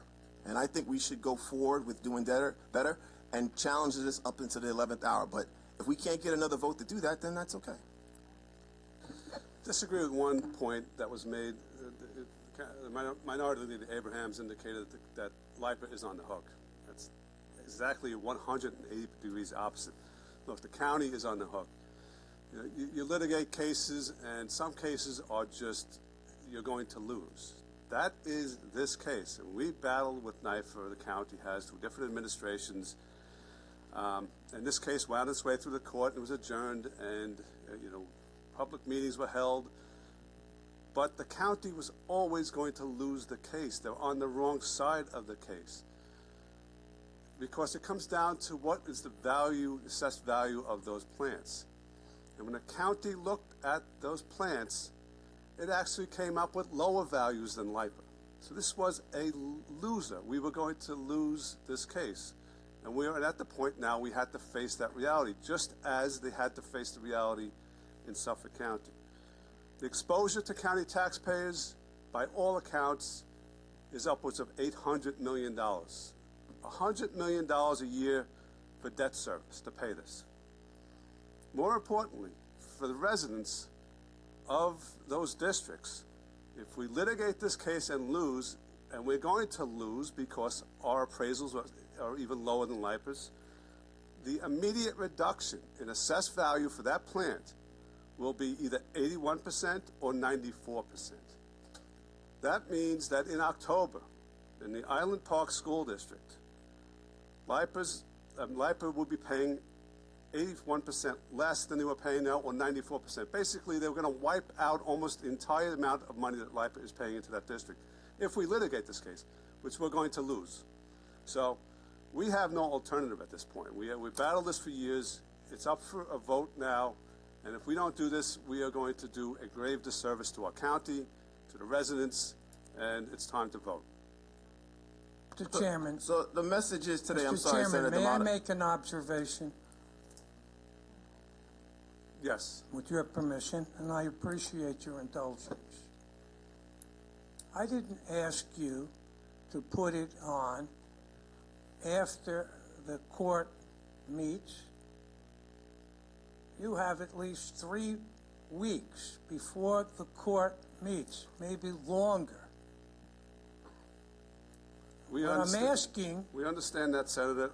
What I'm asking is to considered give the opinion. court an opportunity to listen to our argument, because our argument, if indeed LIPA violated the PACB law, which said every contract over $1 million has to be approved by PACB, and it goes back to the Caithness matter, where they started to bring in the power from outside, so these plants did not have to be utilized. So if I said, put it on after the case is scheduled, you'd say, Senator, we have a settlement, the county. I'm not asking you to jeopardize that settlement.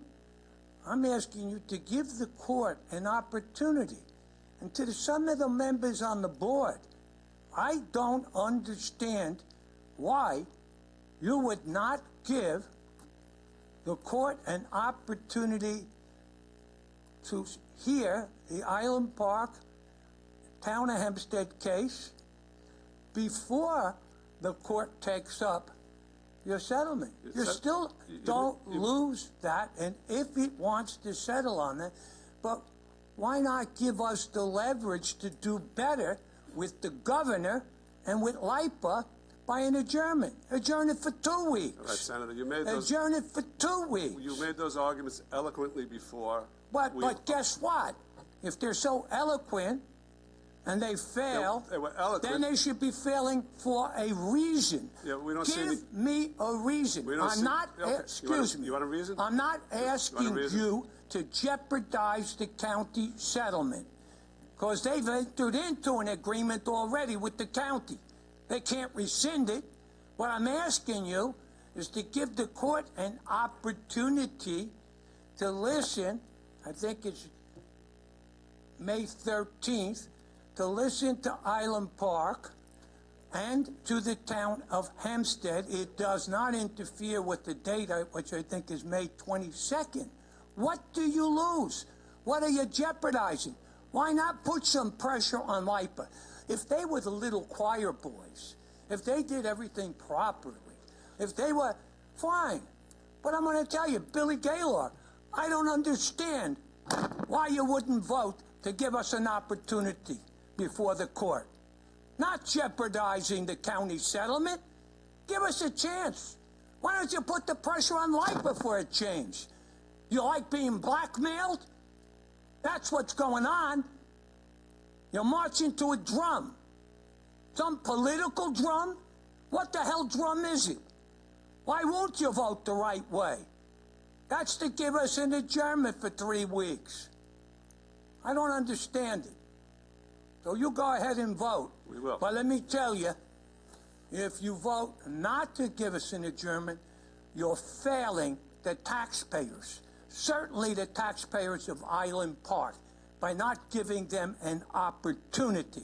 I didn't say back away from your agreement. I didn't say that. If I said to do that, you'd say it's unreasonable. So I say to my Republican colleagues there, you know, there's a time to act for what's right. And you don't just march to a political drum. Thank you for your indulgence. Thank you, Senator. All right, it's time for a vote. All in favor, yes. I'm going to request a roll call vote. Sure. Thank you. Roll call vote.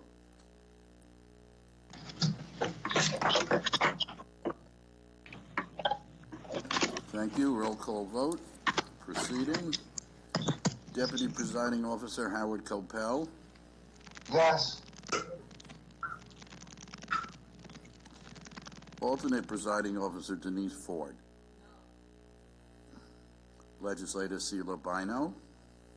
On the motion, I'm going to vote no, for the fact that I do think there's more time necessary to make sure that the agreements between our special districts are baked and that they make sure that they protect all the special districts. If even one is left behind, it would be a crime. This is an opportunity for us to make sure that we're doing our very best as fiduciaries to protect our special districts as well as the county. So I'm voting no. Thank you. Legislator Carrier Solage. I'm voting no for the, I want there to be a proper chance of due process for the residents of Island Park and the town of Hempstead to be heard. It would not hurt anyone just also to grant the adjournment. I'm voting no. Thank you. Legislator Deborah Muley. I will be a no vote also for the reasons stated. We have the time. It doesn't make sense to me to not allow that process to go through. We still have the opportunity to protect the people who live in Island Park in particular, and still protect the taxpayers in all of Nassau County, and I'm voting no. Thank you. Legislator C. William Gaylord III. All right, so it's a difficult decision, and the senator brings up some very compelling arguments. So does Councilman D'Esposito, as well as everybody else. Looking at the overall bigger picture to the county, we've got a certain fiduciary responsibility that we're charged to uphold, an obligation to preserve the taxpayers' precious resources where we can. That's all the taxpayers in Nassau County. You know, this agreement is really a revocable agreement. It could be pulled by LIPA tomorrow. It could be pulled by the county tomorrow. I don't know. It's here before us to be ratified, and it gives us some certain assurances of a resolution to a matter that's been contentious for a decade, a matter that's been discussed, debated in the courts, out of the courts, in one administration, in the second administration, in a third administration now, for 10 years. But it still comes back to what's best for all of the residents of Nassau County. And in this case, I think it's best if I vote yes in the affirmative. That's my vote. Thank you. Legislator John Dupre. My vote is yes. Thank you. Legislator Mazi Palip. I will vote yes in order to protect the entire resident. Thank you. Legislator Delia DeRicci-Whitten. I want to just give like a quick story of what happened. I think it was 2 years ago. I was asked to go on a Zoom meeting with LIPA, and President, or whatever you want to call him, Falcone, was on the call, and everyone introduced themselves, and it was the mayor of Seacliff at the time. And I was sitting in my backyard, and it was during COVID, so my husband and my daughter were home, and I had already met with the administration and expressed my concerns, and was questioning about the pilot and questioning about the fact that this settlement is going to affect our residents for decades, for the rest of the time they own their homes. It's a major, major, major decision. And Mr. Falcone said to me, "Legislator, I want you to really consider what you're doing by going against this settlement, because if you continue to do so, I'm going to take everything out of the North Shore, Glenwood Landing plant and bring it in through Northport, and you'll have nothing." And I said, "Are you threatening me? Because I've been threatened a couple of times, even in the last week or so. And usually when somebody threatens you, it's because they feel an insecurity." So at that moment, some other person came on the phone, and that's the problem with Zoom, especially back then. You didn't always know who was on the phone. And he said, no, legislator, you're not being threatened. LIPA's not threatening you. No. I said, no, I think I was just threatened. I said, you just told me if I don't agree with it, you're going to take everything away from the North Shore. So to make a long story short, I finished the meeting because I hung up on them. And I walked into my house, and my husband said, I don't know who you were yelling at, but I'm glad it wasn't me. So, like, that's how they were. I mean, that's how they were with me. They are bullies. And look, I know, I see how nervous the deputy county executive is right now. This is a checklist to help us get rid of NIFA. I get it. We have to get rid of this liability. I get it. But do we have to give them everything they want? No. And I agree with Senator D'Amato. It's been a pleasure to see you again, and I'm so impressed with how sharp you still are, and how strong you are, and how you don't back down to people that tried to bully you right 15 minutes ago. And I appreciate it from my district and from Island Park, because again, we're going to go home today and it's over and oh great, but it's going to impact these families for generations to come. And I'm sick about it, because again, I feel like this is a company that's making more money than ever, and it's just a real shame that I feel like we're bowing down. And I'm a fighter. I was raised by a fighter, and I would fight. I would definitely fight this. And I appreciate you taking your time to try to motivate it, but unfortunately it's very hard to get anyone to break the ranks. So you did a good job and you tried, but I haven't seen it happen before, so the odds weren't against you. So I vote no for the settlement. Thank you. Is James Kennedy available? No, okay. Legislator Thomas McKevitt. Yes.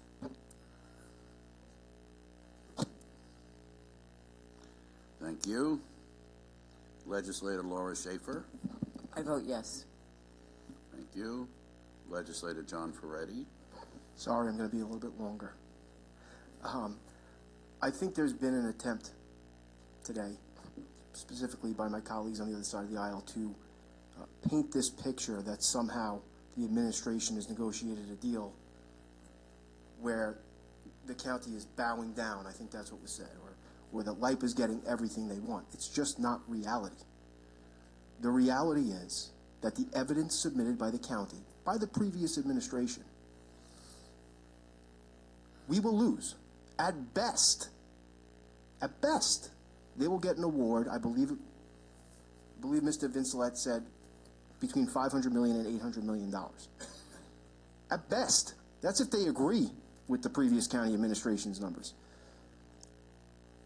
Every one of our residents, with the exception of 2 legislators, will be on the hook for that money. Now, the minority talked about rates, the high rates of LIPA. I agree. Nobody wants to pay high rates. Isn't it possible that because they've been overpaying on these plants for X amount of years that they increase their rates as a result, and that all of our constituents in every district are paying higher rates because of that? So when you talk about, LIPA's rates, and then vote no on the settlement, it's a contradiction to me. It could very well happen that in the event that this does not pass, that the rates will get even higher. So I don't really understand that. I respect and I understand the complaints about LIPA as an entity, and I agree with them. But I didn't hear anybody on the other side of the aisle going after the state when those things were happening. It's a state utility. And that's the reality of that. So again, I just want to kind of drill home the fact that this is not a winnable case. Every one of our residents will lose. Island Park and Glenwood Landing, and I know, look, I don't love the term glide path either, but talk about a cliff. If we are to lose, it will be more devastating than it is now. Nobody wants to pay higher taxes. I have compassion for both of those communities. We have to go to the state and get more money for them to mitigate this disastrous outcome. But we also have to do what's right for the entire county, and that is why I am voting yes. Thank you, Legislator. Legislator Arnold Drucker. Thank you. my colleagues who are attorneys, I'm so impressed that you have a crystal ball and you can predict the outcome of every single trial, because I wish I had that crystal ball every time I went into court. You know, as I said, I'm an attorney, and I believe in the rule of law, and I believe in democracy, and I want to thank Senator D'Amato for educating me on the procedural defects that LIPA faces that could carry the day. We don't know. You know, I think there's reason to pause. Not necessarily, as the Senator said, about waiting till after the court hearing, but at least to give us a few weeks' time to just pump the brakes a little bit. I think the rule of law is important, and we have to respect that. And you know, also, LIPA is this behemoth that I don't know. This particular offer on its face also does nothing for the ratepayers. Are they offering any sort of reduction to ratepayers to compensate them for what has been going on for, as the minority leader said, decades of ineptitude, decades of perhaps abject corruption? You know, and I for one believe that there shouldn't be a rush to judgment here. Stranger things have happened in pre-trial conferences, and maybe something can come out of this that's a little bit better for Nassau County taxpayers. Yes, you know, many times we're asked as legislators, and we go into executive session and approve settlements that all of us, both sides of the aisle, we don't like, but sometimes we got to hold our noses and say, yeah, we're going to have to vote for this because it's better for Nassau County to have to pay this than pay something a lot larger later on. That makes a lot of sense sometimes. This is one of those cases where I'm not willing to hold my nose on them. I want to give it some more time to percolate, and maybe some better results can come out of this. So I'm going to vote no. Thank you, Legislator. Legislator Rosemarie Walker. And I guess I would have to say, and I don't have a crystal ball either, but I look on the other side that Legislator Drucker was looking on, and I think the result that if it wasn't beneficial to us, that it would hurt the residents so much more, hurt all of our residents, and certainly hurt the residents in both of those districts very, very much. I'm going to vote yes, but I'm also going to say that I will do everything in my power and continue to do everything in my power, along with the rest of us, to petition the state, to petition the governor, to do what is right too for both of these school districts. Thank you, ma'am. Legislator Joshua Lafazan. Thank you, and I appreciate all who came down to speak today so passionately. This is something that Legislator Dirigi Whitten and I have been working together on for a number of months, if not years now, to protect the residents in Island Park, to protect the residents in Glenwood Landing, and to do the right thing. I vote no. Thank you. Legislator Stephen Rhodes. Thank you, Mr. Clerk.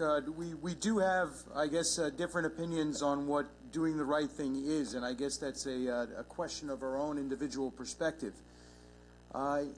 This is not a rate case. This is not a case about the quality of service. This is a tax certiorari case. This is a case, like so many others that come before us, where we have to look at facts, look at evidence, look at what we anticipate the court is going to see in terms of evidence, and make a decision as to what's in the best interest of the county. What we know, and I don't have a crystal ball either, but what I do know is that I've handled a ton of cases where you have experts on both sides.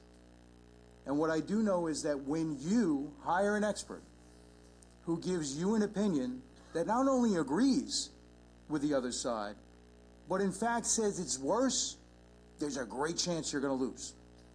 That's what I know.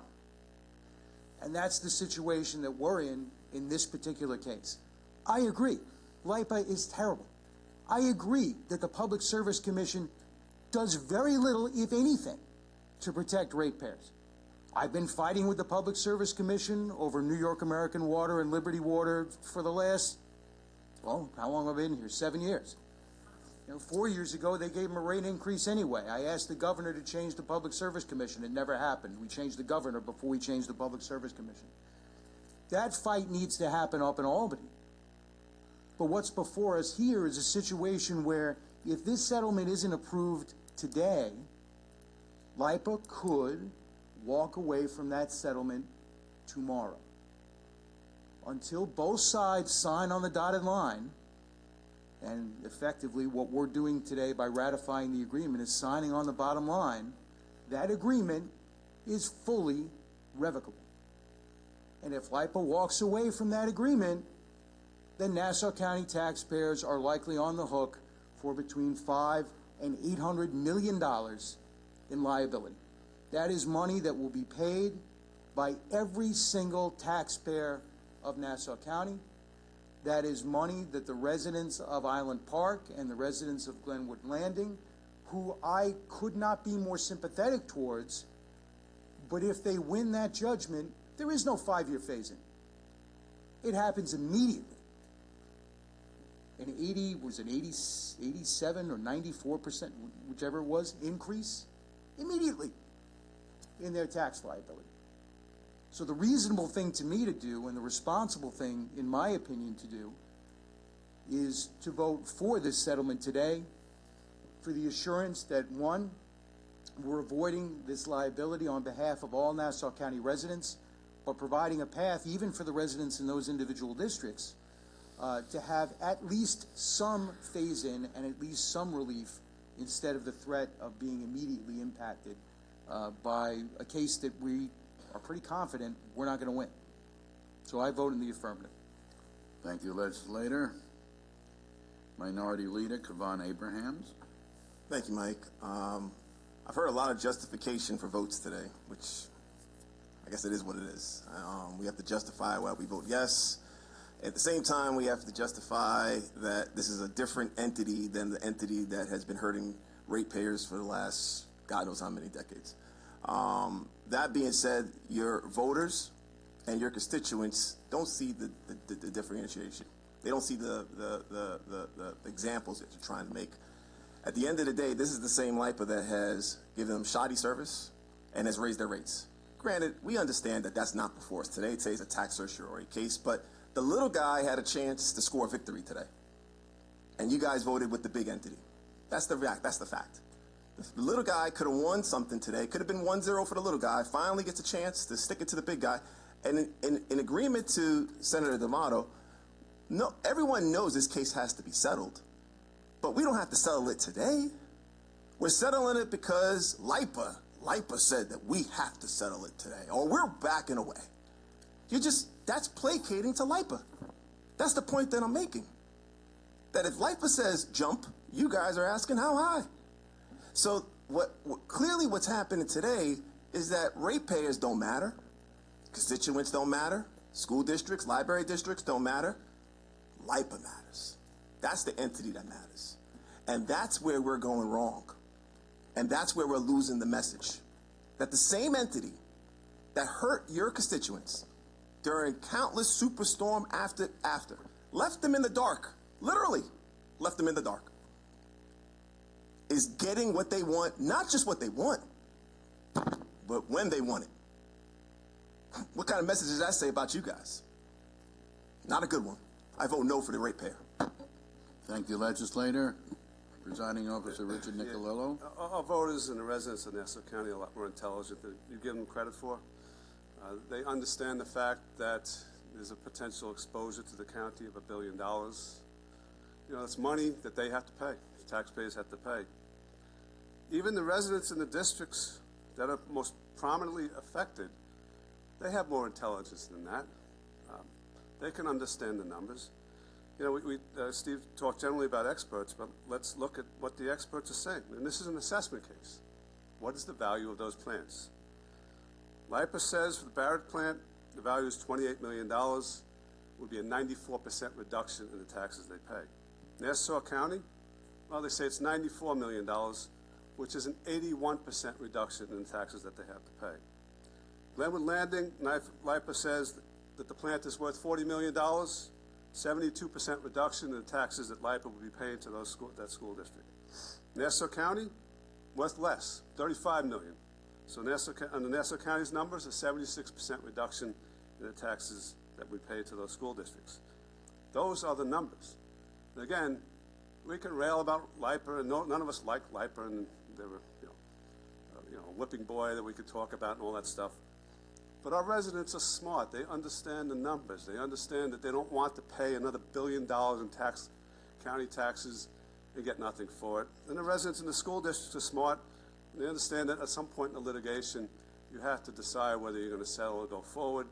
And in this case, they understand that if you don't settle, the reduction in taxes will be devastating and immediate. So I have a lot of respect for the residents of the county, apparently more than you do. And I think the residents will see this to be the good deal that it is for the county residents. And in fact, for those school districts, this is the best we're ever going to get. So I vote yes. Thank you. Final count. 10 yes, 8 no. Final. All right, thank you. The item passes. We have two other items on the agenda. Number one, a local law to amend Section 3-2.3 of the Nassau County Administrative Code in relation to the Special Revenue Fund created pursuant to this section. Need a motion to open the hearing. Legislator Schaefer makes that motion. Legislator Walker seconds the motion.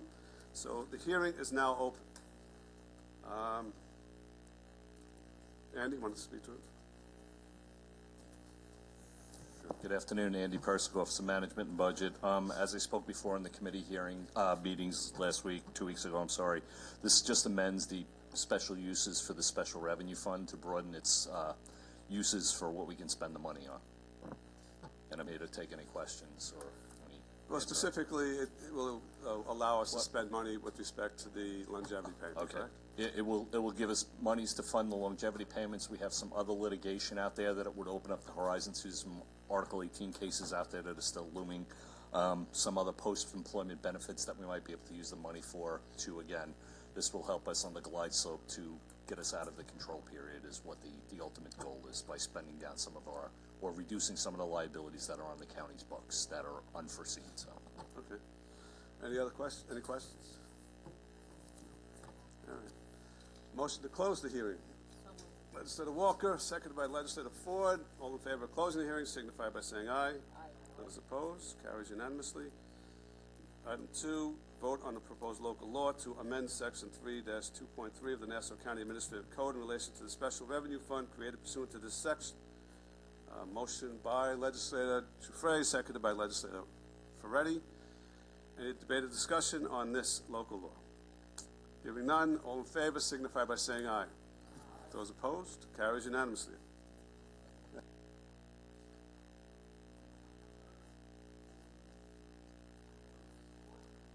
Motion by Legislator Rhodes, seconded by Legislator Walker. All in favor of adjourning signify by saying aye. Aye. Those opposed, carries unanimously.